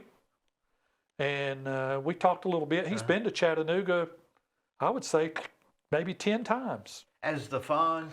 Well, he comes in as Henry. As an actor? He's dyslexic, so he raises money for the dyslexia. Oh. I'm sure he's got plenty of money because he's still acting. Yeah. But no telling what he made off of Happy Yeah. Days. Because it's still running. Yeah. I mean, I'm sure he's getting some residual income I used to watch from that. it all the time. So, but he'll sign a picture for you for $20 that he turns around and donates to Oh, I see. all that. But I was working and he was there, and that's a little different. I worked with a lot of people. We had Danielle from American Pickers. She was at that same show, I think. But Well, he gets a lot of people, it's timing. It's the first week in January. Everybody's holidayed out, and weather's bad, and all that. So, but it's a good show. It's always different. He always has. Let's see, last time he had didn't he have Jimmy Walker in there? This past time, yeah. And I think Jimmy's been there before too. I used to do all the expos for the newspaper, the She Expo, the Life Expo, the Kids Expo. Met Betty White, Paula Dean. Paula Dean packed the place out. I mean, we had people wrapped around the interior of the building and out the door and outside. She drew so many people. Betty White pinched me on my butt. I got a picture. I don't know if you've seen my Facebook page, but there's a picture of me making a face. But I'm like, did you just pinch me on my? And she just went right on like it never happened. Just all kinds of people that I was able to work with, and Miss Kay from Duck Dynasty. We did the green. Was she here by herself? Yeah, we did the green room, where they hang out before the show, and I thought, well, this would be. She's probably seen her share of camo, but we're going to do the tablecloth in camo. And so later on, I said, well, we're the ones that did the camo tablecloth in the green. Oh, I just love camo. It's my favorite color. I'm like, is camo a color? Are these people that you see, are they pretty well just normal? Some of them are. I've had people ask me, who's the nicest that you've ever worked with? Well, Richard Petty. I did an event at a warehouse in Lookout Valley. General Mills owned a warehouse, huge warehouse. And they had tasked their employees to put 1 million Matchbox cars inside cereal boxes in a month. And if they got that done, they were going to get lunch with Richard Petty. And they did it. And I got hired to do some equipment stuff. And so Richard came in, had his wife Linda with him. She had hurt her foot having a stress test the day before, walking on a treadmill. So she didn't want to go on the tour of the warehouse. So she sat with me for 3 hours and we talked about stuff. They're just normal people. Just normal people. But Richard came back. He did his 3-minute speech about teamwork. Mm-hmm. When y'all get done with your barbecue, they had what they call a show car there. It's a replica, but a regular race car. Yeah. He said, when y'all get through with your lunch, just line up over there at the show car and I'll come over and we'll have your picture made with each and every one of you. So I'm over there with the photographer and there's a policeman there doing security, even though the warehouse building and everything was chain link fence with wire, not razor wire, but wire across the top. So Richard's over there and all these employees are getting their picture made and everything, and he's got his dark glasses on and his hat, typical. Yeah. He's about 6, I think he's maybe 6'6". That tall. He's pretty tall. And so the photographer's standing there, and I've got my video camera. I'm just holding it running. And the photographer says, well, Richard, we've made your picture with everybody here but the police officer doing security. And Richard says, he turns around to that show car and he puts his hand there, turns his head around like, well, tell him to come on. And I've got that on video. Yeah. It's something nobody else in the world has. I just can't find it. Oh, you can't find it? I showed it to my mother because I knew she loved Richard Petty, and I don't know if I left it at her house or... What is it about Richard Petty? Everybody's mother likes him. I don't know. Probably those dark glasses. I guess. But the whole time I never saw him take them off. Never. So, but he is a super, super guy. But I'll never forget that as long as I live. Just Was the Fonz, was he friendly? Oh, yeah. Yeah, very friendly. Vince is really friendly. The World of Wheels, is it just Chattanooga? Birmingham and Chattanooga is the only 2 shows he does. He does 2 shows? Yeah. What makes that guy so special doing those? Well, he's been there at the Chattanooga Convention Center since day one, or maybe even before that. So that's all he does? Yeah. Well, you get a key sponsor like O'Reilly, and when we were doing the shows for the newspaper, they were renting all the equipment to make that show from us. Mm-hmm. And we would be charging them $60, $70 a booth, and maybe a little more for a table and tablecloth and 2 chairs. Less than $100 per booth. There'd be 250, 300 booths. They were having their salespeople go out and sell those booths for $1,000. So they were making $300,000 right off of that. They paid Paula Dean, I think it was $150,000 to come for 3 hours. Golly. And they tried to get her to either come 2 days or split up the 3 hour. Anyway, and it was like another $75,000 if they did it that way. Golly, she was in it for the money, wasn't Well, she? she was hot at that time. She's not now, but she was then. But I remember at Riverbend, they tried to hire Garth Brooks, and it was $250,000 for a 90-minute show. Were they thinking about it? Well, they tried it, but when they heard the price, they said, no, we can't do that. Vince came and played for $25,000 and a round of golf at the honors course because he loves to play golf. Wouldn't it be something if you thought, well, I'm getting 25, but Vince Gill would get 250? That'd be hard to. You'd have to. But see, they know. I mean, Garth was. Now they'd pay more to see Vince than they would him, maybe. I don't know. Garth's still doing a real big tour right now, I think. So he's pretty big. But did anybody ever ask you in the event planning to have security? Yeah, we've had to have security. I had Whitney Houston come to a cheerleader competition that we started that's still going on. But she came to see Bobby Christina was a 13-year-old cheerleader. And somebody called and said she's coming, just letting y'all know, but you probably won't know it unless you're just watching for her. And I saw her, but she came in with no security. I mean, we had security there anyway, but you never know. Did people know she was there?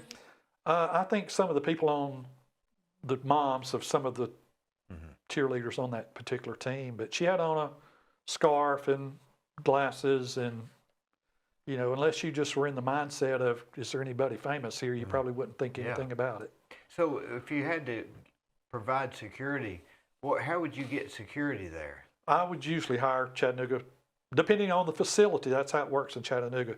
If it's a county facility, the county sheriff's department does it. So you'd have to call and hire rent-a-cops, as they say? Yeah, basically. Well, you know, they make more money working second jobs than they do their real jobs. So, but yeah, I had a Chattanooga police officer as part of a group that worked for me write me a parking ticket downtown on a different event because I was illegally parked, but I was there picking up tables at Big River Grill, and he didn't care. He wrote me a ticket, $75 ticket. Did you get out of it?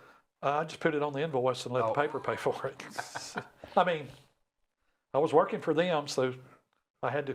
Have you had any connections with Barack Obama?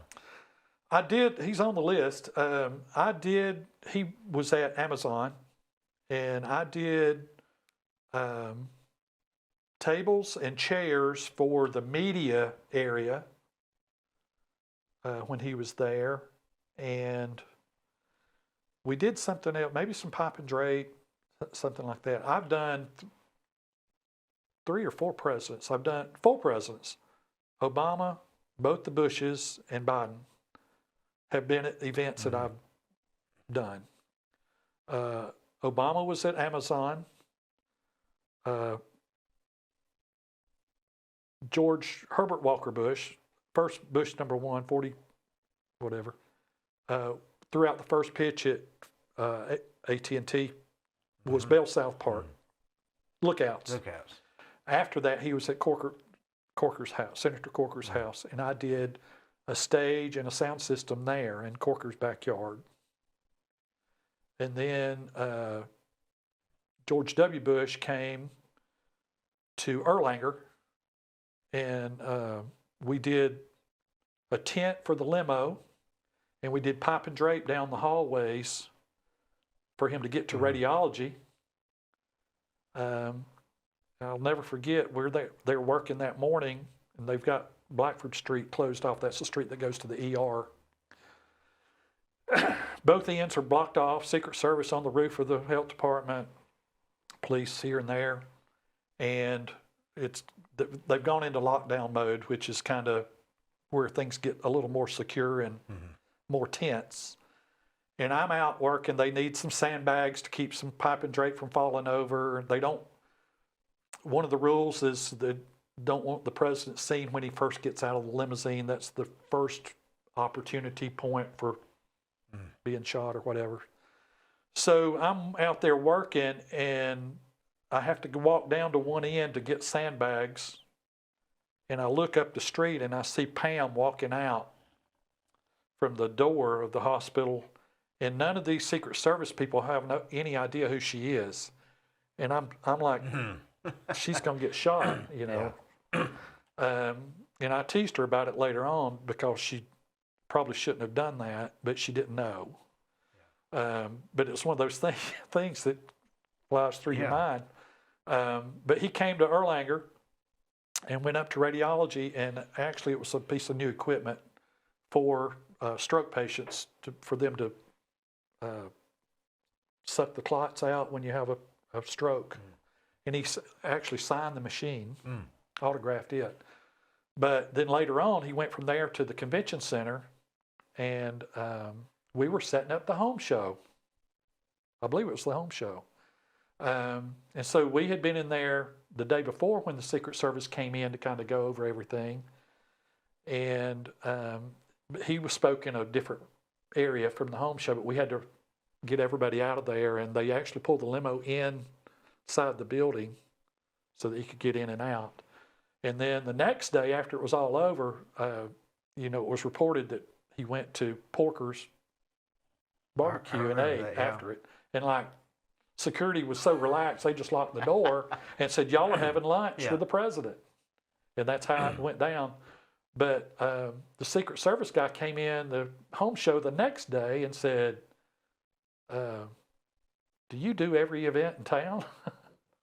And I was like, "Well, Just most of I them. do a lot of Yeah. them." So, and that was probably true about that time. I did do a lot of them, but Biden came and did the Fallen Five Memorial that they did at the arena. I had not been involved in that event, but I got a call on Friday night. I was, I don't know, 7:30, 8 o'clock, and phone rang and I answered it. And they were like, "We've got some protocol people here from the Armed Services and the White House, and they're asking for stuff we don't know what it is. Can you help them?" And I said, "Well, take me 30 minutes to get down there."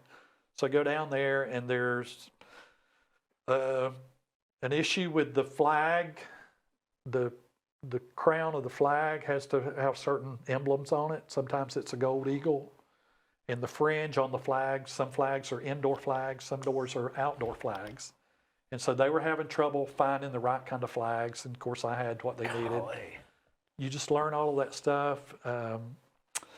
So Biden was at that. He was also, I used to do the 1AA or FCS National Championship football game, which was a big to-do in Chattanooga because it was always the end of December and it would fill up the hotels, and Yeah. it was good for the city, and a lot of times the game would be sold out and that sort of thing. So I did all the events surrounding that game, everything in the First Tennessee Pavilion. I even shot confetti after the game was over for the winning team. We did fog machines. Golly. Not Vince, but Trace Adkins came and sang the national anthem one time. So I was around all It had kinds of. its own rewards, didn't it?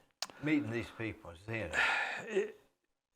Like Eventually, it just wasn't a reward, but you still wanted to be part of it, So you were the straw that stirred the drink. Or the not the dog that wags the tail, but Kind of. really the behind the scenes person. They couldn't have it. We were never promoting ourselves. We were always in the background. And I liked it that way. It worked. It became, what it is. Nobody else from Geneva, Alabama has done I never thought that. of what you did. I never thought about that as being so important and so complicated. You think that somebody's secretary's putting it together, but it's just too much. Yeah. I like to equate it to my medical training. That's stressful. Yeah. I had to x-ray an 8-year-old's arm once. I was telling this story the other night because we were talking about PTSD. I had to x-ray this arm. The ER doc said, "Okay, when they get here with the patient, the child has fallen on a railroad track. Yeah. And we need to x-ray the arm first and then the patient and see if we can reattach. Lab, I need you to do all the whatever lab work," and so forth and so on. I literally had to carry this arm in, surgical towels, but take it and x-ray it. And then come back, and I'll never forget his face. I still today wonder how he's doing, what happened to him. We were not able to reattach. It was going to be like an 18-hour surgery.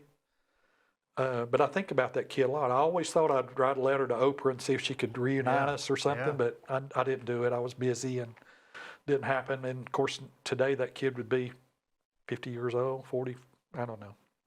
But that's stressful. Yeah, I'm stressed gunshot, now. I wasn't even there. Gunshot wound to the between the eyes is pretty stressful. You get the worst patient, they want the best x-rays. You have a patient come in on a stretcher from a motorcycle wreck and his toes are pointed down, but his face is facing up. They want the best x-rays. So we had to do that. I did it here, everywhere I went. I did trauma. I did ER. You are the guy that holds this stuff together that nobody sees. You just, it's responsibility.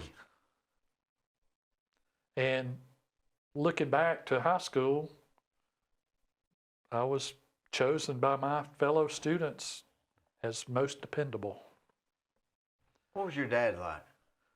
My dad was smart, the smartest man I think I've ever known, but he was in the aircraft business. He worked at Fort Rucker, worked on helicopters, but he was a supervisor and manager, and eventually became an educator. He taught at the aviation college in Mobile. That's where he retired from. But he was the electronics. He made me a siren for my bicycle. He used to have all these baby food jars with cathodes and diodes and anodes and, you know, all the, had little different colored rings on them, you know, but he knew what they were and what they were for, and electronics, diodes, all of that. Yeah. So, but he made me a siren for my bicycle, so he was pretty cool. He wasn't around for us playing sports. He was always at work or just got home from work or all of that. But I had 2 older brothers, younger brother, and 3 sisters. There were 7 of us. 7 of us. So there was always something going on. My brother, just older than me, Billy, had open heart surgery at UAB when he was 14 years old. And I was 8 or 9. And going up there, I always said I'd go to college there. And that's where I went. He had open heart surgery, was one of the first pediatric heart surgeries ever at that hospital. He went exactly 20 years. He called me. He was living in Kansas, worked at a nuclear plant. My feet are swollen. My legs are swollen. I can't wear shoes. Can't walk more than 10 feet without getting short of breath. Something's going on. You know, see if you can get me in to see my doctor at UAB. And I was like, I'll take care of it. So I called his pediatric cardiologist, and they were obviously, you know, we don't see adults, but here's a referral. Set him up. Met him at the hotel on Sunday night before he was supposed to be there Monday. I'm like, no, we're going now. He was retaining fluid. He's ballooned up. Valve was bad. He had to have a valve replacement. They gave him blood. 1986, they did not routinely test blood for hepatitis C, and that's what killed him. Is that And right? he was 50. He lived to be 50. So it wasn't the heart, it was the hepatitis. Yeah. A lot of people got that back then, didn't they? Yeah. Well, if you got blood, you probably did get it. They didn't test the blood for that. No. They do now. Youngest brothers, aviation, just like Daddy. Went to school where Daddy taught. I've got a sister that's a chemical engineer that's retired from Hewlett-Packard in San Diego. Another sister that lives near Auburn, Alabama. All educated. Well, and my oldest sister lives outside of Washington, D.C. in Virginia. I think her degree is in archaeology, although she's never worked in archaeology, I don't believe. I'm not sure about her, but only my brother that was in the service, and he went to Troy briefly, but I was the first one to go and finish, and then along came all the others kind of behind me. And Y'all all go to the same high school there? we all went to the same high school except the youngest brother and my sister that just younger than me. I graduated in 76, and Daddy was already teaching in Mobile by then. So the younger brother and sister moved to Mobile. And my sister was a junior, but she was also valedictorian when she graduated, and scholarship to South Alabama, and then went to Alabama, got her master's degree, and her husband's a chemical engineer and went back to medical school. He's a doctor. They've done well. Y'all all get together at Thanksgiving, or do you have to separate? We're so far apart, it's hard for 2 of us to get together. And if 3 of us get together, a fight breaks out. So, Why is that? it's just, I don't know. It's just the way it is. It's just Politics or sports or something, right? jealousy. I don't Or know. who knows? I don't know. I wish it was different. Maybe but just tension. I don't know. We sure did our share growing up. So, but it is what it is. We just kind of pair off and talk, and that's just the way it works. How's so and so doing? Well, Yeah. call Kim. She Yeah. knows.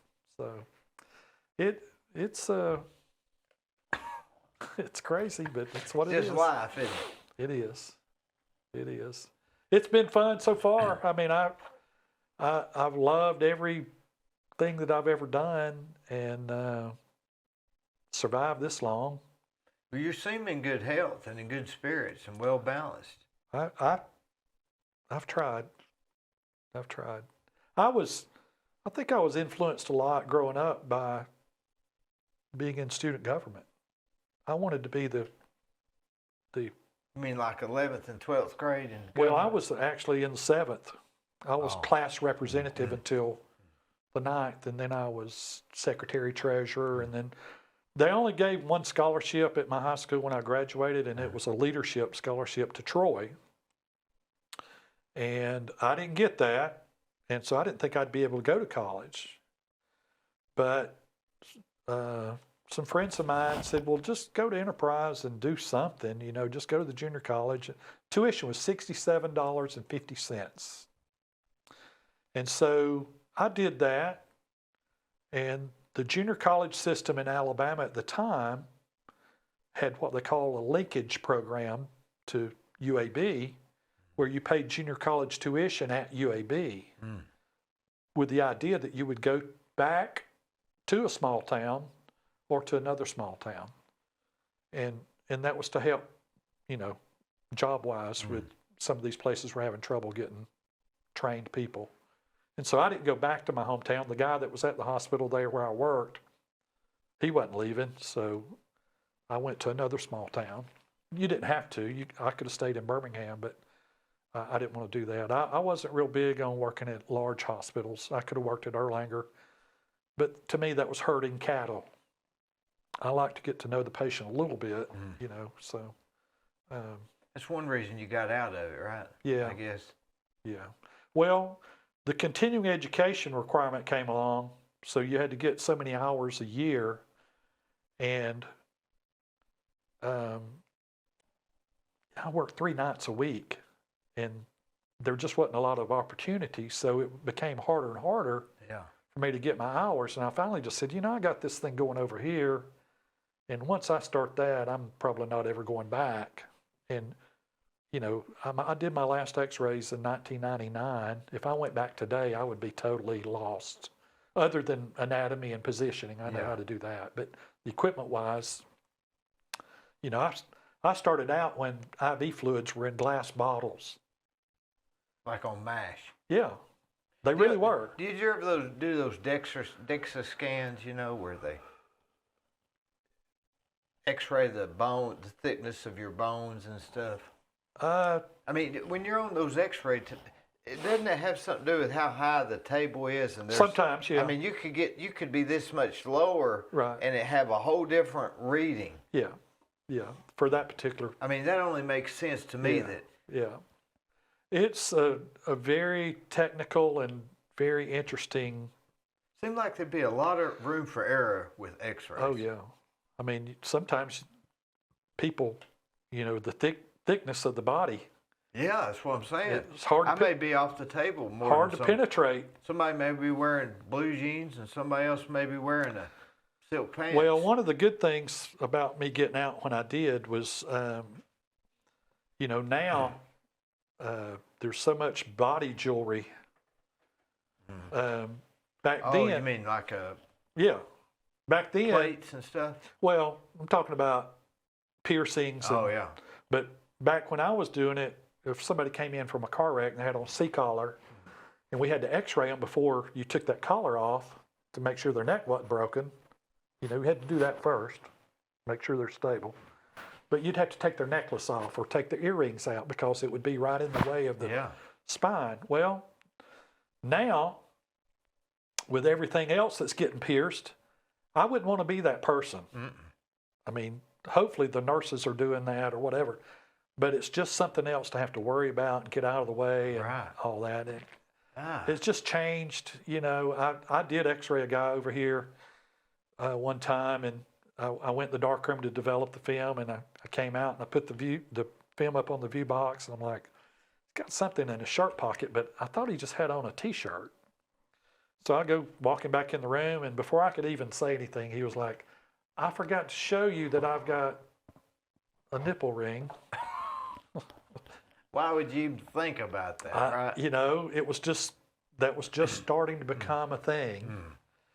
So I'm just glad I don't have to do that. You know, that's just too much. That's one thing about getting over with a certain occupation. You don't have to worry about the negatives of it. Right, right. I loved the technically, you know, figuring out things, the challenges of that, you know. You really had to know what you were doing, but I enjoyed that part, but I just segued that to something else, you know, like figuring out sound or. Well, that's what you're going to have to do in the future is figure out something else you can do to stay busy. Yeah. Because you're not the kind of guy that's just going to just rake leaves and blow off the subdivision sign. I hope not. This has been a blast. Hey, I appreciate it. I really do. Absolutely.